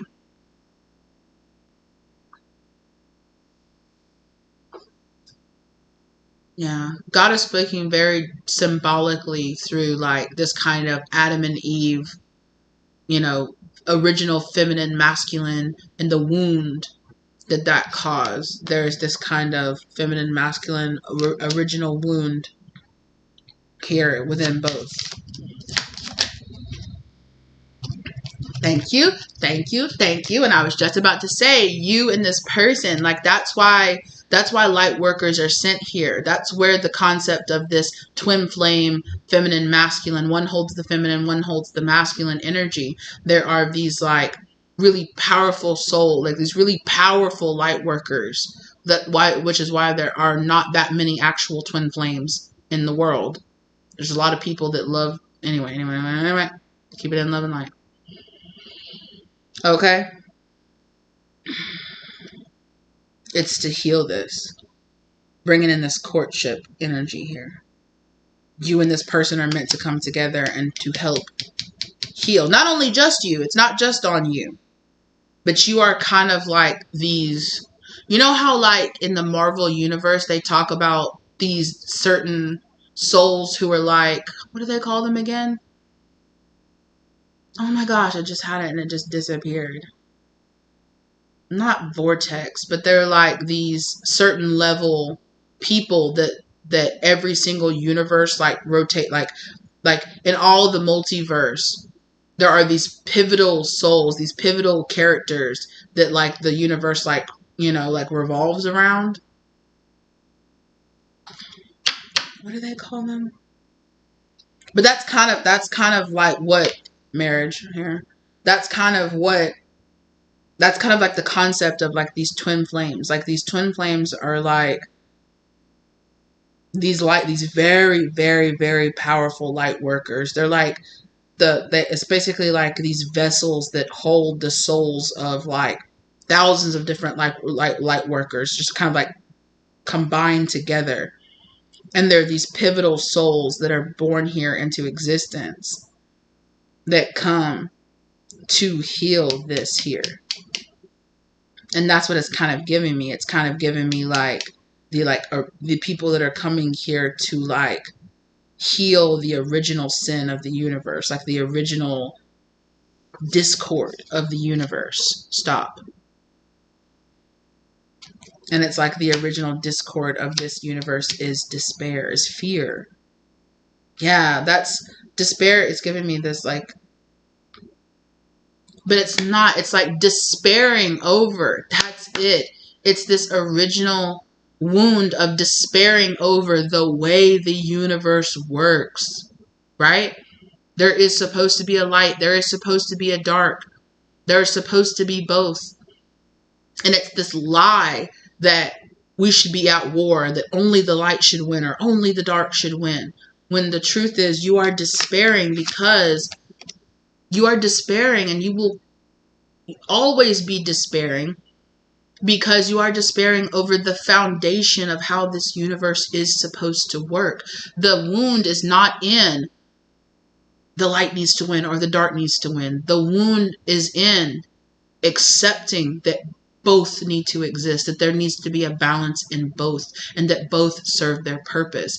There is this eternal despair energy at the fact that there is discord that exists. It's supposed to be that way. There is supposed to be that. It is this original wound of despairing over the very fabric of the way the universe works. Stop despairing, sweet children. That's what I hear. Like, stop despairing, sweet children, over the way that the world is. It was never on your shoulders to change it and make it something different. Only thing you were ever supposed to change is your perception. And that's, in the end, that's always what it comes down to. Spiritual enlightenment always comes down to changing your perception of what is happening. Change your perception. That's how you evolve, is you change your perception. You change how your wounding that's inside of you is affecting the way you observe and you understand the experiences that you're having.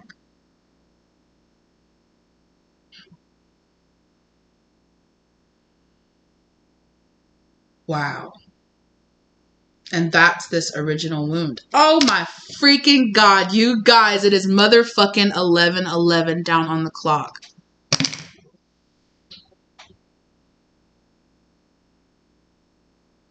Bitch, don't tell me I'm not in alignment with the universe. Okay. Wow. Don't tell yourself that you're not in alignment with the universe. How about that? And I caught it. Look, and I just happened to look up and caught it and catch it right before it turned to right before it changed. And right, like you're right at the edge. You're at the 9. You're at the 9. You're right at the edge. It's like, oh, I get it now. Now that we're at the end, oh, I see. It's kind of like how people say, like, when you're crossing over, when you're at the edge of death's door, you have this realization of the way things really are and the way things are really meant to be. That's kind of what this is. This is that hangman energy. This is that pushing you to the edge so that you can have that realization of that a change in perspective brings to you. Oh, God.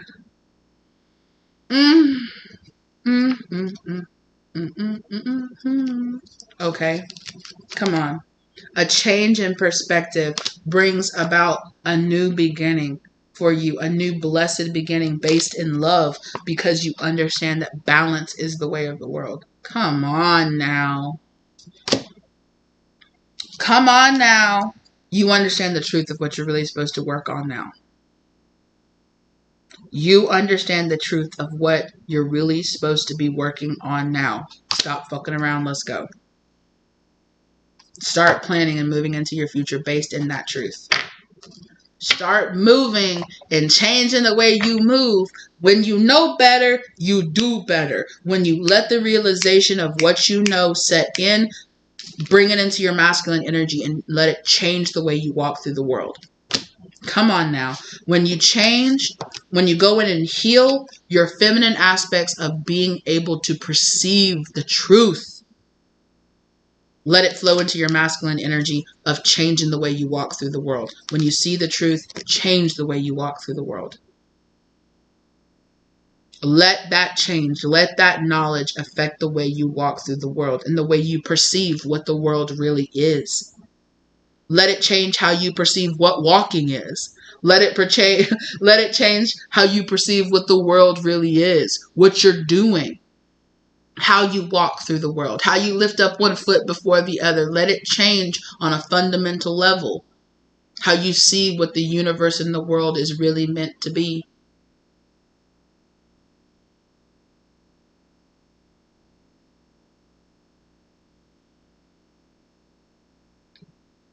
Damn. Damn.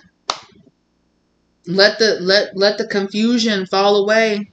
7 of Cups. Let the confusion fall away. Let the this illusion of choice of good and light, bad, let it fall away.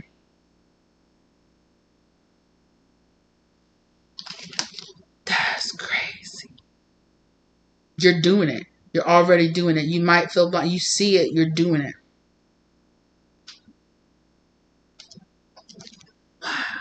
Come on. Look at the 9 of Cups. Look at you releasing. Release that weight off of your shoulders. Release the weight of having to change the world off of your shoulders.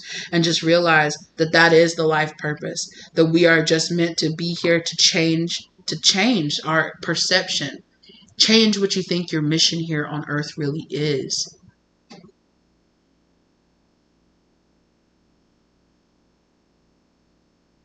Because you've had a bunch of shit dumped into your shadow, dumped into who you think you are and what you think you're supposed to be doing here.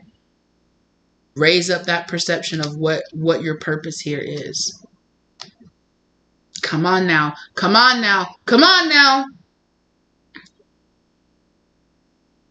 Bring, bring. Spirit's calling you. You're going to pick up the phone?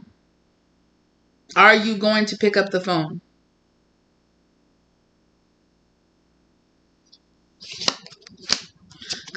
Come on now. Come on now. What is it that you're really healing here? What is it that you're really meant to be doing? What downloads, what perception are you really meant to be downloading here into the earth? Really, what are you supposed to be doing in this reality? Not just in this reality, but in all realities. What is your actual true purpose here? You've had a lot of shit dumped into you over the eons of your existence. Stop. There's a lot of distractions. There's a lot of BS. Baby, you're just meant to play. You're meant to have a good time. Come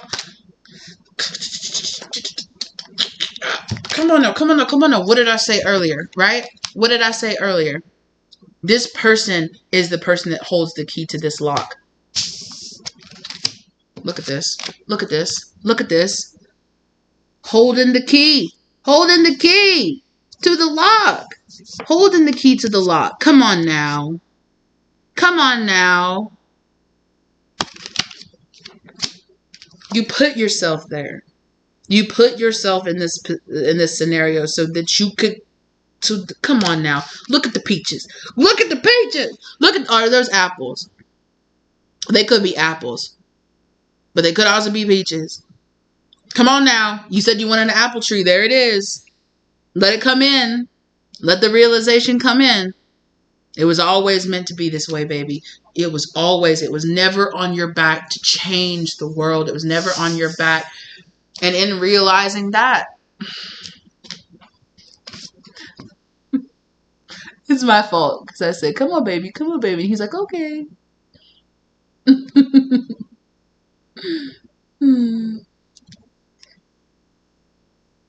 That's right, kitties. That's right, kitties. You were just here to accept love. You were just here to be loved. You were just here to experience this and to give out love. You were just meant to be held. You were just meant to hold. You're just meant to chase after your happiness and your passions and your desires. You came down here to the 3D to just enjoy living a 3D life. That's it. And in spreading that love and in spreading that inspiration, you will change. The change that you're seeking will find you when you stop seeking it.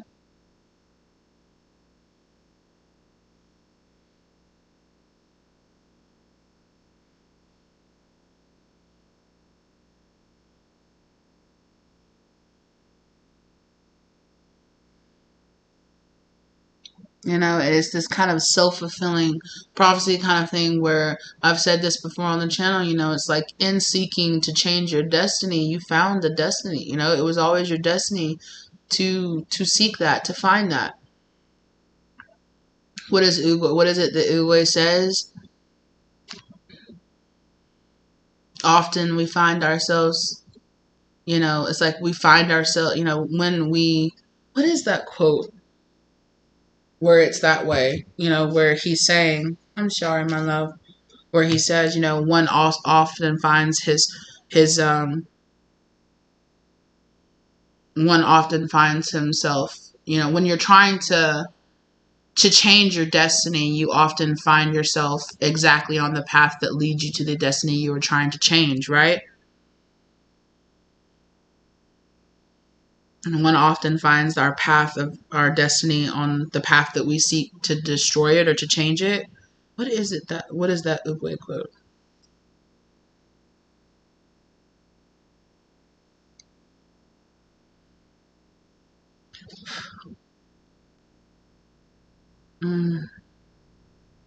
Hold on, let me search for this a second. That's it. So, one often meets his destiny on the road he takes to avoid it. That's the quote that I'm hearing. I mean, there's also and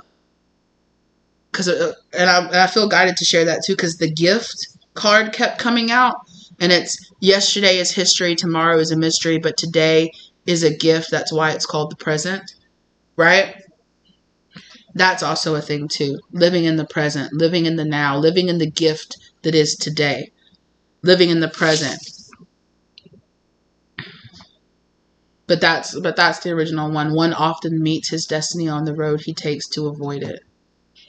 And I'm being reminded of so many of like the old Odyssey quotes and things like that, where it's like, you know, where I've talked about them before. I think it was Perseus, or like how, you know, like his grandfather, it was either his father or his grandfather got a prophecy that his son, you know, that his son, the person that came after him, would end up killing him, and the path that he took to stop that destiny from happening is exactly what landed him in exile and landed him at that arena, where after Perseus had gone on his whole big long journey, he threw the spear, and the spear, or the disc, and it hit a man that was in the stands, and that man was the original king, right? And he ended up dying. If he, you know, if he had ended up, or what was the other one? That other was the other one that I talked about, because I found it when I was talking about the riddle of the Sphinx. The riddle of the Sphinx, and the answer is man, right?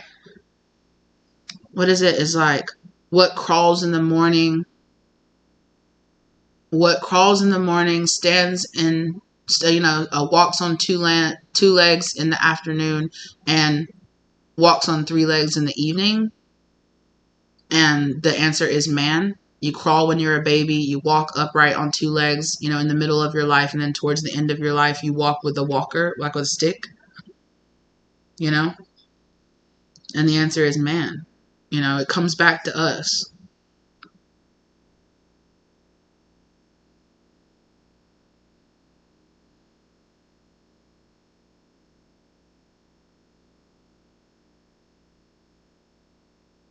Oh, snap. Oops. Sorry. I just realized that I have a bunch of text messages that have been flowing in as I've been doing these readings. I've been doing readings over the past few, like, hours. I mean, this reading itself is 2 hours long, so. But yeah. What is that? I really want to research that. Hold on. I want to bring that up. Yes, thank you. Yeah, so the original, it's from the story of Oedipus, right? How he would end up marrying his mother, right? Isn't that how it is? That's where like the Fortean concept of the Oedipus complex comes from, right? It's from that story of how Oedipus went and got his fortune told that he would end up like marrying his mother, or his son would end up killing him. Now his father ended up going and getting a prophecy saying that his son would end up killing him and marrying his wife, or marrying his mother, or something like that, right? And that the steps that he took to stop that destiny from happening was the exact thing that put, you know, that destiny coming into fruition, into motion, right? It's also this it's always kind of always like the while I'm sitting here talking about this, you know, it's like the dangers of prophecy, the dangers of knowing your destiny, and how often knowing your destiny doesn't end up changing it. You know, it ends up making it come more into fruition. Interesting.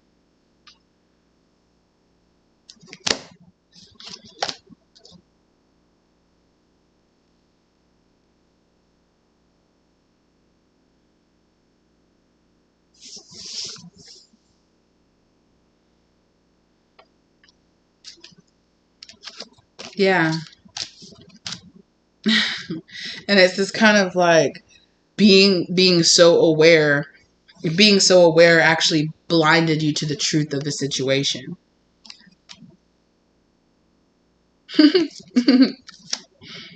Having this knowledge, you know, and that's kind of taking me backwards to kind of like this kind of concept of the original sin of God saying, hey, you know, don't eat from the tree of knowledge, you know. don't eat from these two trees, from the tree of knowledge or from the tree of life and death, right? Um,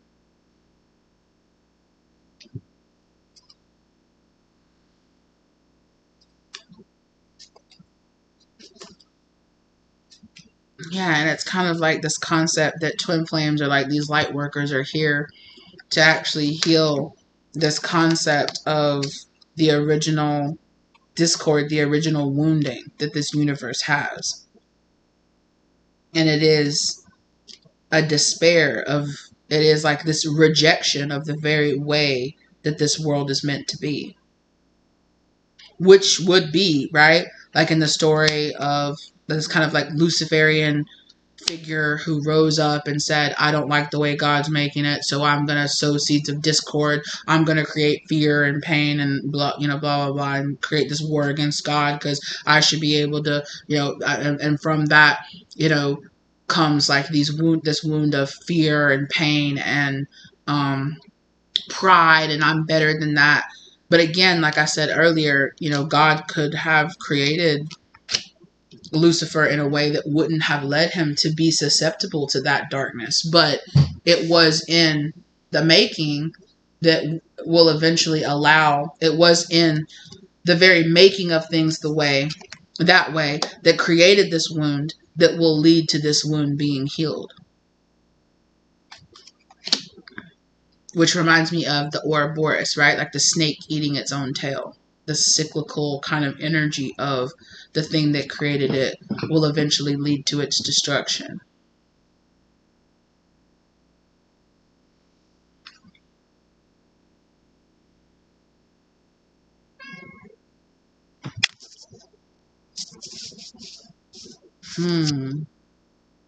Which I know is not really what but that's what it's reminding me of, right?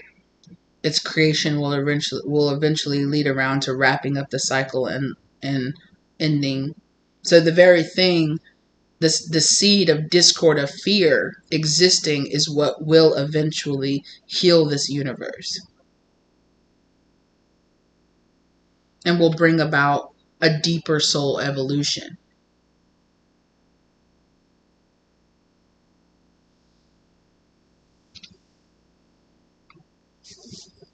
Hey, I need you to calm down now. I know you're off in the energy and you're being used, but I need you to calm down.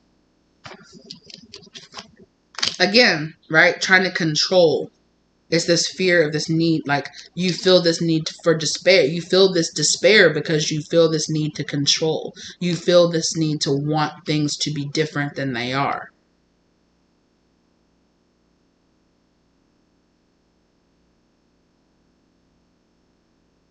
Damn, I could have swore out of the corner of my eye I just saw this Empress like turn her head. Like this Empress was looking away and then turned her head more to where she is now. And the Empress is not directly looking at the perceiver, I say at camera, but it's like at the perception. She's kind of looking a little bit beyond. It's kind of like I'm kind of looking at you, but I'm staring at something beyond. Maybe something that's just beyond you. I'm staring at that thing that's just kind of beyond you. I'm looking at you, but I'm not really seeing you. I'm staring at something beyond you. However, the Emperor is looking directly at us. I am perceiving this world and what it is. And the feminine is like, I am perceiving beyond what this world simply is.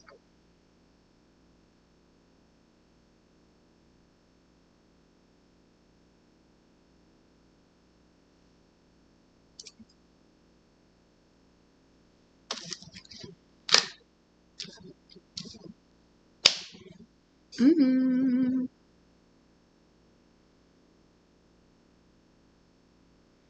And there's also this kind of vibe of like everything that you have been through, every wound that you have received has led you to seeking to heal that wound, which has led you here to get this piece of information.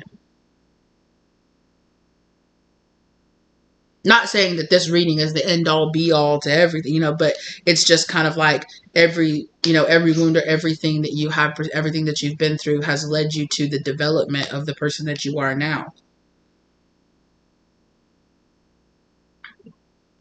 all the information that you know now in seeking solace or seeking healing or seeking understanding to why things are the way that they are is leading you to this greater understanding, this greater healing,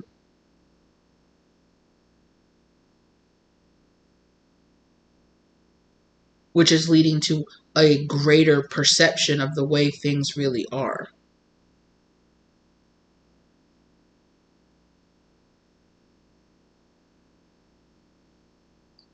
And again, see, the star here is all the way. The woman here in the star card is in the water, is in these emotions.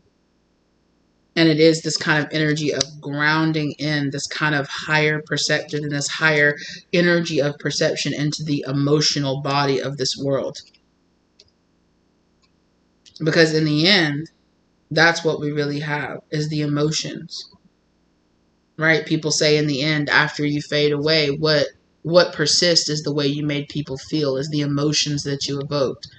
And in the end, that's what we have, is our, in the end, this body, this flesh, this world, one day this earth won't even exist. And every example of, us as a people physically existing here on this earth one day will not exist, because one day this earth won't even exist. One day our sun will burn out, and the light will go out in this solar system that we're living in. But the universe will carry on.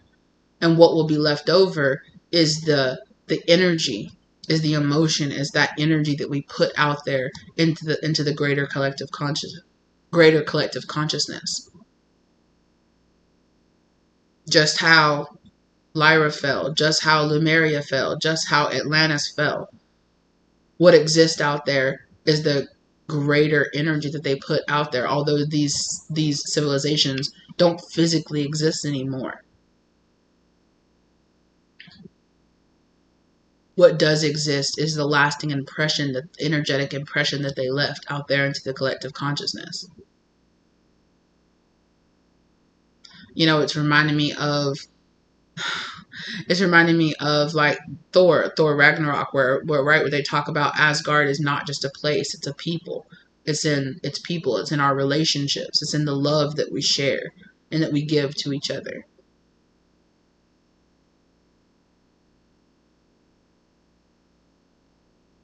And that's kind of what this whole vibe is that this world is more than just this 3D, more than just that, more than just a home, more than just a place. Right?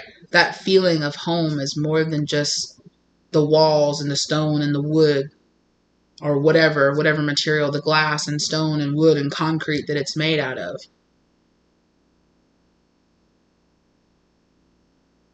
It's this feeling, it's this concept of the feelings that you get from having a home, from being home, from having this concept of home.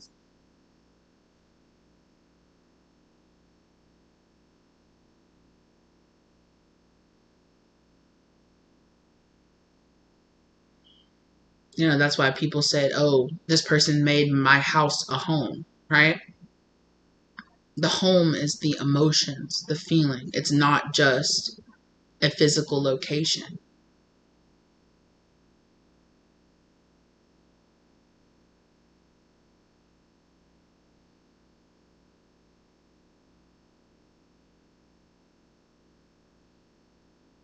Wow.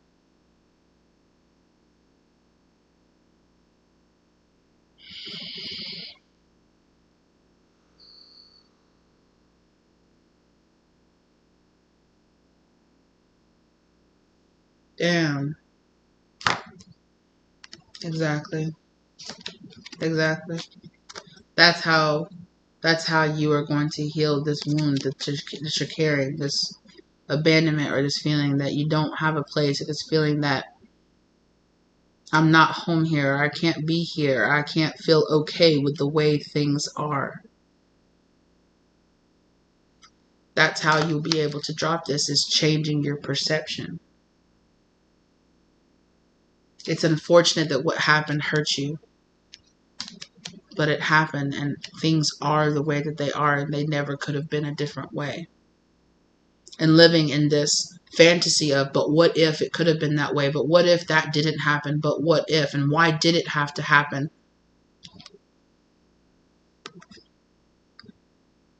If I could have just been this, or if I could have just been that, I could have changed it. I could have made a difference. We could have won, or, it's that energy. The lightness could have won over the darkness. If only this and only that.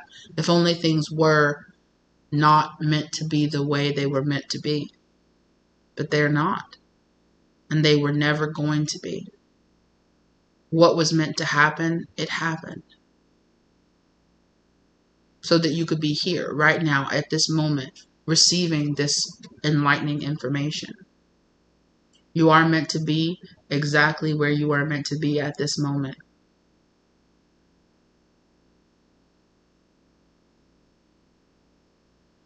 And you can live for lifetimes rejecting the divine plan, but it will still continue on.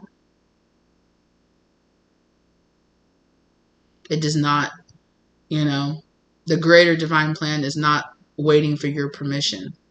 It's carrying on.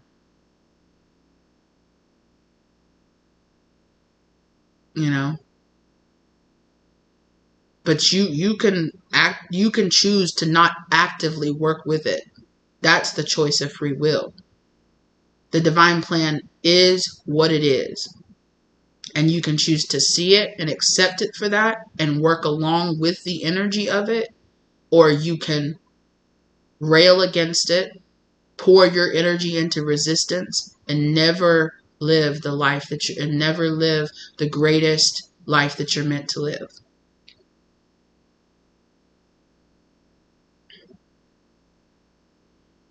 You can continue resisting the way things are, because you do have the free will to do that.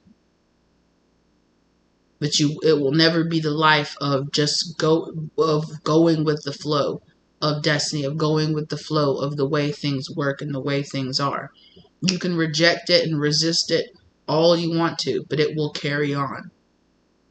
And it will continue to be what it is, because it is much bigger than any one single person's wants and dreams and desires.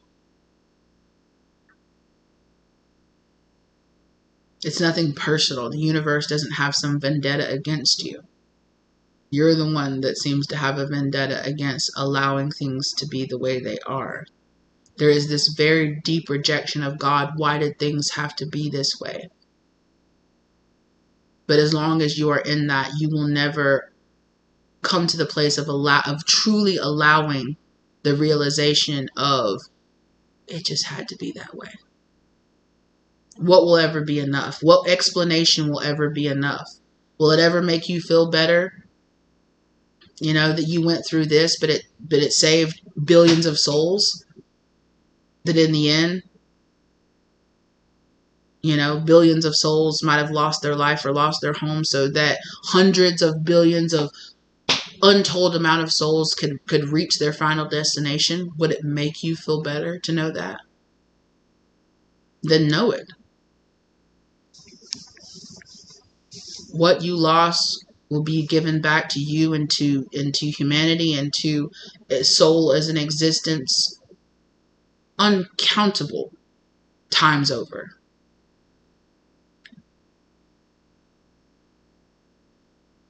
Do you feel better now? Probably not. It's like, yeah, it still sucked that it happened. And God's not telling you that it's not supposed to. God's not telling you that you're not supposed to be hurt by some of the horrific things that happened in your life. They just want you to have a higher level of perception and understanding of, that's just the way things were. I don't have to keep holding on, baby.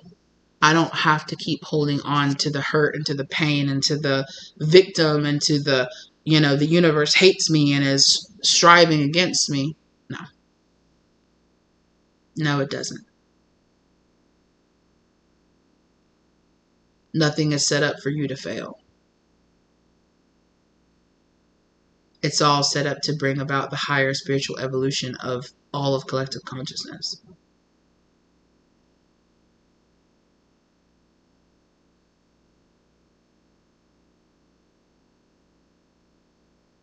Yeah, it's just when you reach this kind of level, it does get very impersonal, you know? And it can be hard to accept that.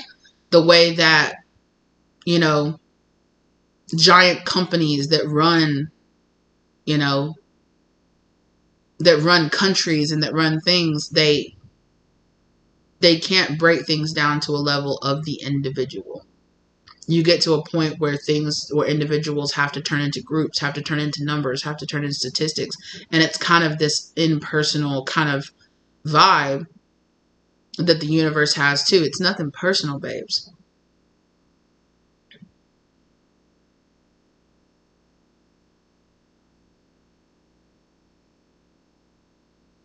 And when you stop feeling like the universe or God is punishing you, you can, you know, you can learn to live again.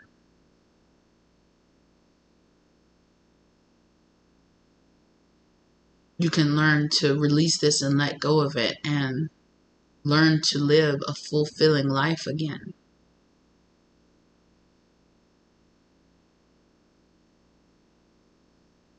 You can connect to that deeper purpose and you're not in the stage of like, what's the point?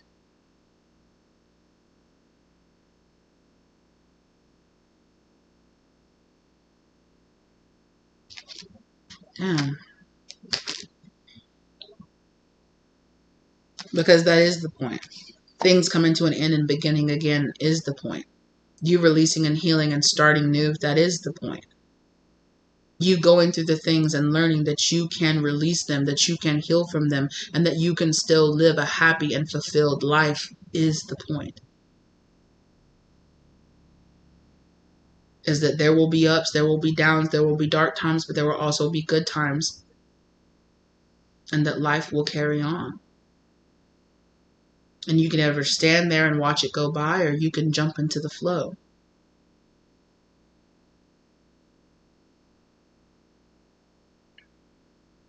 It's your willpower. It's your will to decide what you want to do. But this is the way that it is. You will die and be reborn, and die and be reborn, and die and be reborn. And you can live as many of those lifetimes stuck as you want to. But it won't stop the passage of time from going forward. So live each lifetime with the understanding that it's going to move on. There's going to be bad times, but there's going to be good times. I rejoice when there's bad times because it means good times are on the way. I rejoice when there's when there's good times because it means bad things are on the way, because that means more good things are on the way. That is the cycle of life.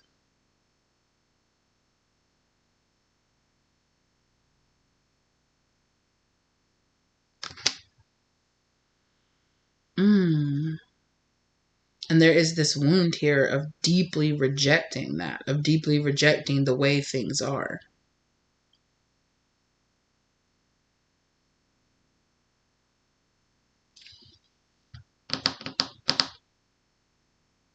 And it keeps you in this kind of like analysis paralysis of, but what if, but they could have been this way, but what if it was that way, but it wasn't. But it wasn't, but it wasn't, but it wasn't. Things were the way that they are, and they'll be the things that the way that they're meant to be. Just live each day in the present, being aware that life carries on, life goes on, and so must you. But it's up to you as to how you choose to carry on. Time's going to march on. So how are you using your time? Are you using it wallowing in the sadness of the past, of allowing a wound to continue to cling to you years after years after years? Are you stepping into action and doing what you need to do to heal it and moving on, however long it takes? And there's no judgment about how long it takes you. But the purpose of it is to always help you to heal and help you to evolve and help you to see from a higher, greater perspective. Always. And sometimes that's going to be easier to see than others.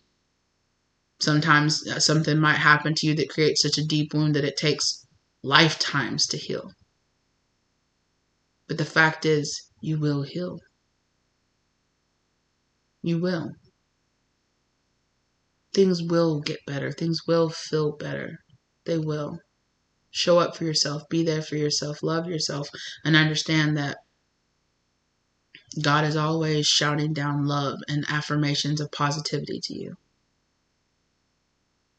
And to understand that we exist is that life is that it exists in both. That there is suffering and there is joy. There always will be. As long as this universe exists, there will be both. There will be order and there will be chaos because that is the way that it is meant to be. And there is no end when you keep rejecting that. Life is just going to go on and it's going to keep being what it is. And you can ask why suffering has to exist 1,000 times, but the answer will always be because it does.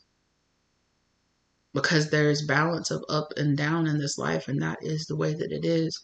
It might not be a satisfying answer when you're trying to heal. And it can be a hard pill to swallow, but it is. And what you do moving forward with this information is the way you're choosing to live your life. Okay, I really gotta go because I'm running out of storage on my device. But I love you guys so very, very much. Thank you to the angels, spirits, guardians, masters, divine God source that came forward to bring forward this information. We are eternally grateful. Thank you. Let this be the love and light that you needed to bring clarity to your situation. If you feel guided to get a personal reading from me, this seems beyond getting personal readings, but like, let me know. My contact information is down below. Thank you so much. Like, share, subscribe, and I will see you absolute lovelies in the next one, okay? Damn, this was crazy. Thank you for being here on this journey with me, okay? I'll see you lovelies later. Bye.